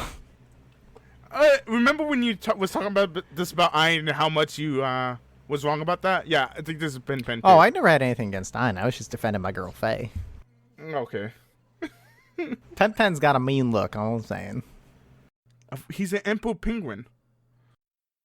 So he finally actually does get to, or I guess they escort him back, and then and then they have I forgot who he does it with, because we do meet a lot of people real fast. Hold on, like, I just want to, before you jump into this, do you not, is no one interested in him punching Suzuhara? No. Okay. I don't think there's I'm much not. to it. I think it's just another example of him doing what he's told, but that's it. Oh, that. Okay, I know what you're talking about. There is something I would like to talk about that scene, though. So, Shinji's actually quitting, which is good for Shinji. I like him. The fact that he's actually going to quit. We know he's not going to quit. Would have loved some episodes of him leaving and then coming back. I would love that. Of course, that doesn't happen. But I love the fact that the two kids are staying at the fucking, was it the train station? Is that what Shinji's going to? Uh-huh. But they're over there and they said, yeah, well, we thought you might come over here because this is literally where everybody leaves from. Which I just think is a fantastic world building right now. Yeah, for sure. Because they established earlier that, like, oh yeah, most people have evacuated this city. Yeah. But we're just pretty much stuck here. That's a good point. I didn't think about that too much. So it's kind of right at that train scene, like that long pause. Yeah. That was fucking pretty good. I was kind of like, what are we doing? And then once they started talking, I was like, wait, were they waiting for the announcements to be over so they could hear each other? No, and I also mentioned, like, the audio in this series is pretty good. That's Yeah. another nod, is like the detail they go into the audio. And then my last thing I have, and this is really for most of the episodes, I am so fucking tired of seeing Shinji's fucking head, top of his head. Episode 5. Well, the only other things I want to say on episode just 4 kidding. are when Shinji does, like, run away from, or after his encounter with Glasses Kid and Suzuhara, he basically said he's running away and like, oh, I'm a coward, I'm weak. Like, he understands, like, his situation. And it just kind of goes to basically slapping you in the face of him being someone that literally runs away from their feelings. And I do also want to mention that when I do call him a bitch, I'm not saying it's undeserved. He's just being a bitch. I think he deserves to be one, but... I think shortly after Masato says something like, oh, he doesn't know how to express his emotions, which is also something to think about and wrap back into the Hedgehog's dilemma because it's going to apply to pretty much every main character as far as I know. Which, speaking of main characters not knowing how to express their emotions, should we talk about episode Good 5? segue. Oh, okay. Not me. Okay. Oh, wait. Co-written by Akio Satsukawa, Ray Beyond the Heart, and Ray 1. This is my shortest notes. So, yeah, we already talked about the flashback and the stuff with Ray and Gendo. We already talked about the DNA. Do we need to talk about the gym class scene? First of all, we need to talk about the fucking the incident that happened, whatever it's called. With Ray and Gendo, we talked about that. Yeah. But all I'm saying is the wall and the wall and the window, super adorable. Able to take an Eva hit. Also, the dad really cares about Ray. Like, oh my gosh. Yeah. The fact that Ray's cockpit comes out and it's steaming hot, and the fucking dad is trying to pull Ray out, like, is crazy. Yeah, you're right. Like, we actually didn't talk about that specifically. Yeah. And then that goes to later see where Shinji sees the burned hands. Yeah. And And that's when he basically starts to get jealous of Rei. Yeah, which makes complete sense because Shinji has never gotten love from his dad. Yeah. As of now, we can assume that. I don't know if the dad was nice to Shinji when he was fucking 5, but like, all we know right now is fucking ages 11 to 14. Shinji wasn't getting any of that loving from his dad. Yeah, no, 100% makes sense. Oh, so is Rei the first child? Yeah, I think they said I think that, she's did 2, they? isn't she? Or no, yeah, I think Rei is 1, and then Shinji's 3. Yeah. Right? Wait, what? We kind of talked about this Rei's- earlier, but I obviously children have my thing? numbers mixed up. Yeah. Yeah, you guys are all fucked up on this. Okay. 2 and 3. They are 2 and 3. Okay. I'll take your word I for thought it. they said something about Rei being the first child, but I might be wrong. She, the only thing I really know for sure is that I'm pretty sure that she's 2, and I'm 90% sure he's 3, and they're looking for 4. That is what I know that Okay. they're looking for 4. I remember distinctively saying that. I will look into this if it's not answered in the next batch of episodes and correct us if we're wrong. Also, the mental health causes berserk. I think they said that in this one. Yeah, we kind of touched on that. Well, Yeah. we touched on that as well. Yeah, because, we talked about Rei freaking out. And, yeah, her being mentally or Ritsuko saying, like, oh, it's mentally unstable and all that. Do you have anything to say about the gym class scene? Gym class scene. Oh, get a look at those bazongas. It's just the other 2 kids being horny as hell.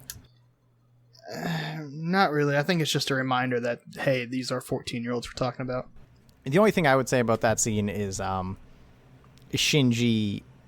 They're teasing Shinji like, "Oh, who you looking at? Oh, you looking at Rei?" And he's like, "Yeah, I'm just wondering because she's like lonely all the time." And like, I don't think that was Shinji deflecting. I think he was being genuine. I think he was too. Okay, so do you guys think the fact that Rei has like basically no friends is just because she's just quiet the entire time? Like she literally doesn't talk to anybody? You mean the Yeah, I hedgehog's mean- dilemma? About if whether hedgehogs can touch each other because of the quills? Yeah, I really think that she doesn't have any friends. I mean, it's like, did you? I think Rei is so messed up Yeah, that she's not pushing people aside. It's just the way she. I mean, we does. saw I her don't be think- happy and talkative with Gendo. Yeah, because she loves Gendo. I don't think she hates everybody else or trying to get friends with everybody else. I think she's just indifferent with everybody else. Yeah, exactly. If you get what I'm saying. But Yeah, I but don't. I don't think that's the hedgehog dilemma with Rei. I think that's the way she is. Because I will bet you right now that Hedgehog's dilemma is an arguable thing for Rei. okay, I mean you're right. You're probably right, but the way I look at Rei, I just think she's super messed up. That she's not forcing people out like Shinji is. You know what I'm saying? Like, Well, she is just in a different way.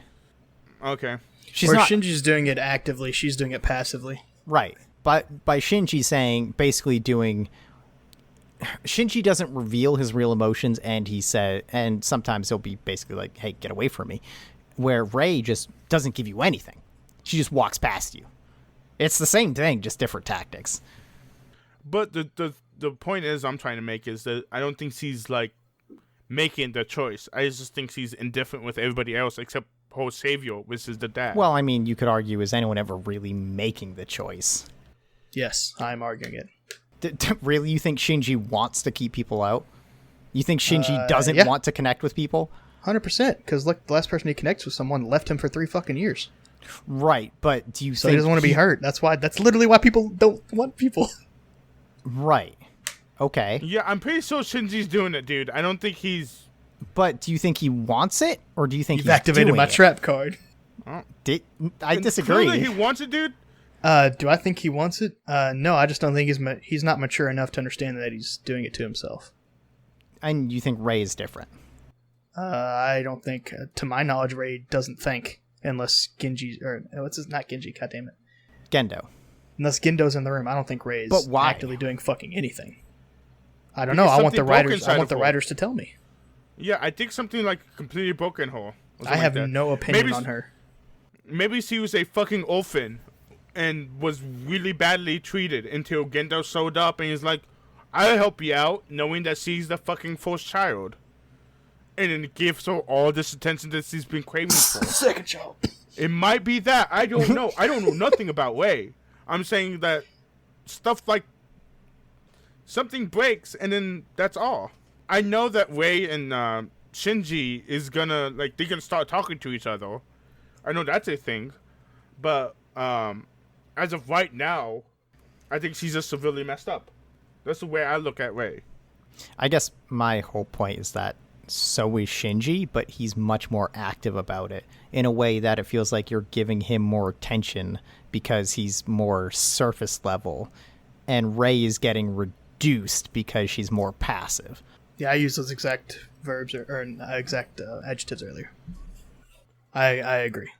Well, I mean, I think you guys are reducing Rei. I'm reducing Rei? Yeah, when I think at this what? point she's basically the same as Shinji. I don't think she's the same as Shinji whatsoever. I don't think she lets emotion. I mean, and deal with her it depends on what you whatsoever. mean in what regard specifically. I think she is only committed to being an EVA pilot because of Gendo for some reason. My final thoughts on them two is I have no opinion on Rei other than that they are both being seclusive. She's doing it in a passive way. He's being seclusive in an aggressive way. Or not aggressive, an active way. Yes. Yeah, exactly. And then I think both of them are doing it. I can't confirm that she's doing it to not be hurt again, but I'm pretty sure Shinji is. I Yeah, would. that's the point I'm trying to make across. That I believe that she's doing it not to.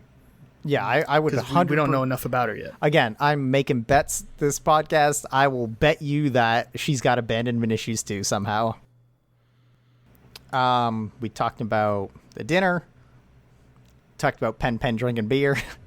Yeah, We Koi. touched on that. Yeah, the dinner. Actually, on the dinner though, I do want to mention that was. I know you mentioned it, but I want to specifically remind you that this is the exact moment where they talk about the "You're so fun to tease." That's what Masato said to Shinji, and then Ritsuko said, "Just like you."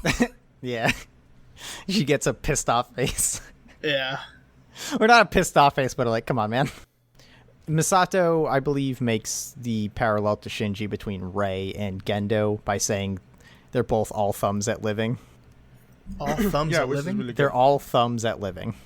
Have you never heard this term, Anthony? I have not actually. Think about if you had all thumbs, right? Mm. And now apply that metaphorically to, like, being a person in everyday life.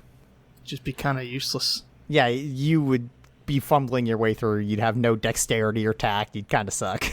I got you. Yeah, I've never really heard that before. I've heard all thumbs. This is the first time I've heard it applied Yeah. to this specific, metaphor. But That's what I heard. All thumbs. It's like how someone would say, "Oh, she has 2 left feet." Oh, so the scientists go. Ritsuko? Oh yeah, Ritsuko gives Shinji Rei's card. Yeah. Because Rei's had to get it updated, and so that gives us the excuse to go to Rei's room, and we see how sad looking it is inside of it. Yeah, Rei's apartment is fucked up. She literally had bandages, pills, and like loneliness scattered about. But yeah, that's basically what it is. And then Shinji picks up the glasses. Which, can we all assume that's Gendo's glasses? It's not an assumption. We It's can 100% confirm. correct. Yeah, Those were Gendo's What? glasses. yeah, they're the same color, same cracks, everything. We see her pick them up in the flashback, I believe. Oh, I did not see that. Oh yeah, she definitely pocketed those motherfuckers. And then fucking... See, this is the point I was, like, trying to get across. So, yeah, Shinji enters her room after Shinji knocks into it, and then she doesn't fucking answer the door because she's in the shower. Even though the door's not locked. And then fucking Rei shows up naked in front of Shinji. And somehow we get this whole thing, well, somehow Shinji opens up the drawers and all the white underwear just piles out, and then he's grabbing her boob. It's just so random. Wait, did my boy Shinji get some action? Yeah, he did get some I thought he action. just fell on her. No, he touched boob, like, he was squeezing her boob. My Yeah. man. He, Wait, did you not see that? Like, when he got up, he was, like, moving his hand, like, trying to feel what he felt. which, again, I think sexuality is going to end up being a big theme in this series. Yeah. And I think it was more to illustrate that than to show Ray's complete passiveness, but Yeah, I mean, I just think Ray doesn't. I mean, yes, he's completely passive. Right, Shinji's trying to talk to her about, and she's literally just putting clothes on in front of him. And he tries to tell her about the card, and she's just not listening to him. And then she tries to get inside the fucking place and swipes for card, and it's not working. And Shinji's like, "Yeah, that's because this one is yours." yeah, she thinks Shinji is someone in the exact same situation as her, and she thinks nothing of him. To the point where he might as well not exist. Yep. Except for when they're on the escalator, and Shinji shit talks Gendo. Yeah. And she turns around and slaps him. Yep. Oh, and then she what's it called? And he's talking about how if she's what do you call it? Excited for the test or something? Like she's doing her test again. Yeah, she's got her like attempt at basically I don't know what you would call it, the initial like just make the robot walk. Yeah, like literally to even start training, it seems like. Yeah. And she successfully does it. And you guys see the reason why she successfully does it? I don't think I did. I think she was just thinking about Gendo in a good light because she was looking at the glasses whenever she passed the test. Because the glasses was hanging inside of a cockpit. You I guys can not see that. No, I mean, yeah, I remember. That makes sense because she actually had the glasses that time. Yeah. So yeah, I mean I didn't catch that one. Am I blowing hot air horns or what? No, I didn't catch that, but I believe it. Makes Okay. total sense. Yeah, you see Gendo's glasses like on the right side of her cockpit, like hanging up. Oh, actually, I hanging think I in. do remember that. Yeah, and she's smiling because he's like remembering, I guess, fond memories of him. And then she passed the test, and so she's able to operate her whole thing. But what's it called? She's like, oh, now you all ready for training, I guess. Like she's ready to go, but she's not ready to fight. Right. Even though Shinji's ready to fight after one time, but whatever. And then the fucking alarm sound off, and Shinji comes up and gets laser beamed in the fucking face because the fucking angels know where they're coming from. God damn, the humans are stupid. Yeah, dude, they We're did gonna mention die that in early. extinction. Like I think in episode 2 or something like that. He was like, "They know where we are," and then they just launch him straight up.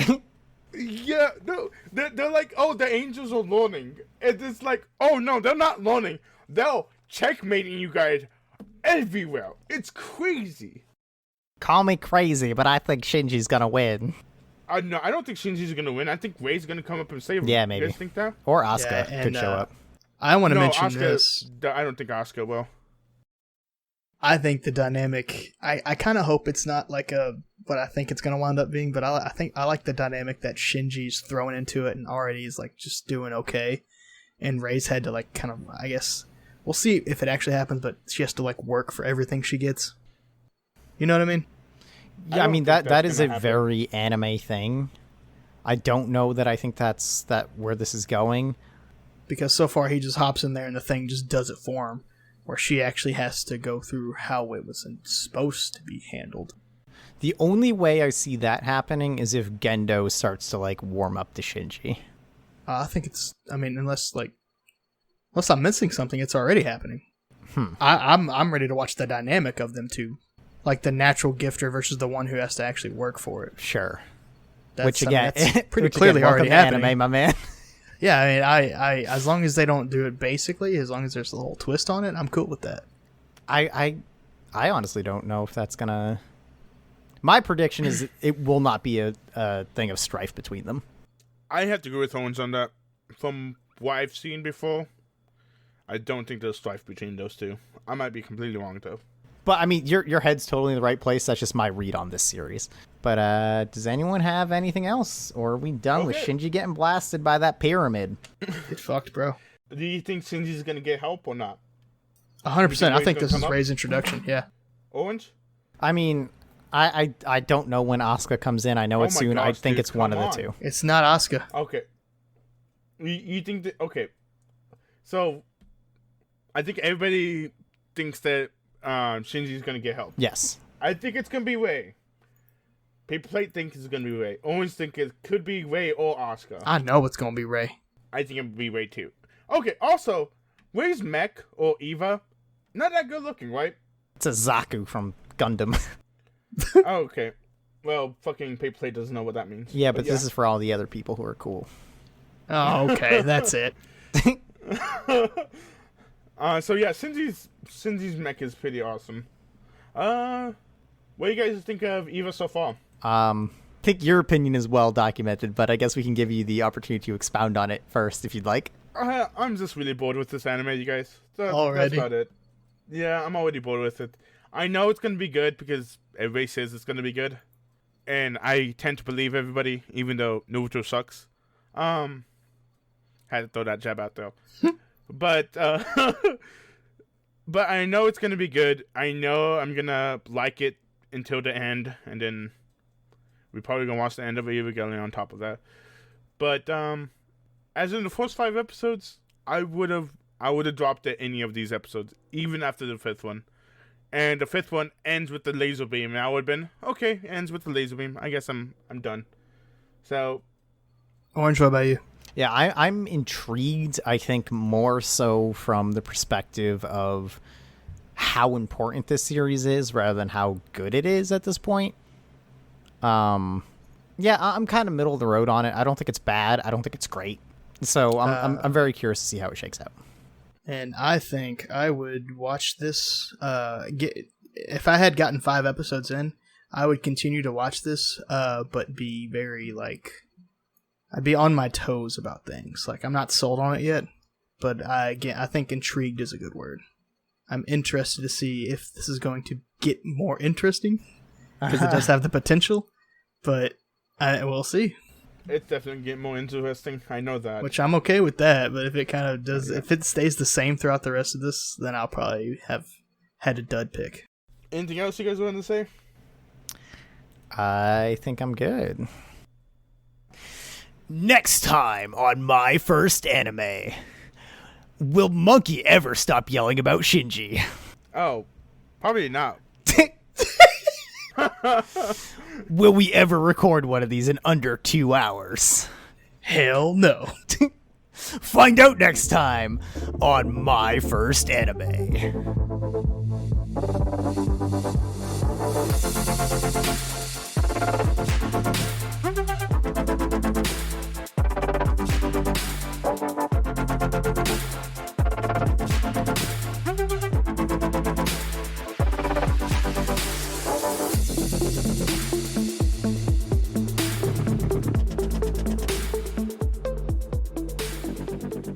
Thanks again for listening to My First Anime. If you enjoy the show, tell your friends and leave a review. It really helps. I'm Chris Bailey, and you can find me on Twitter at Chris R. Bailey or hear me play Pretend on the actualplay.network podcast. And finally, thanks to Slink for the use of 12-speed as our intro and Winnie the Moog for the use of Speed Energy as our outro. You can come to my stream, ST Monkey at Twitch, where the O is a 0 in monkey, so make sure you guys remember that. I play single-player games and multiplayer games, well, sometimes multiplayer games, Tuesdays and Fridays afternoons. You can also follow my Twitter at STMonkey, also O is a 0, and my Instagram. My Instagram is mostly containing dog photos of my dog. He's a poodle. And Shih Tzu. You can reach out and contact us on Twitter at MyFirstAnime or email at myfirstaнимepodcast@gmail.com. And if you feel so inclined, my personal Twitter and Instagram are both Sir Paperplate, where you will find only pictures of my cat. And once again, thanks for listening to My First Anime.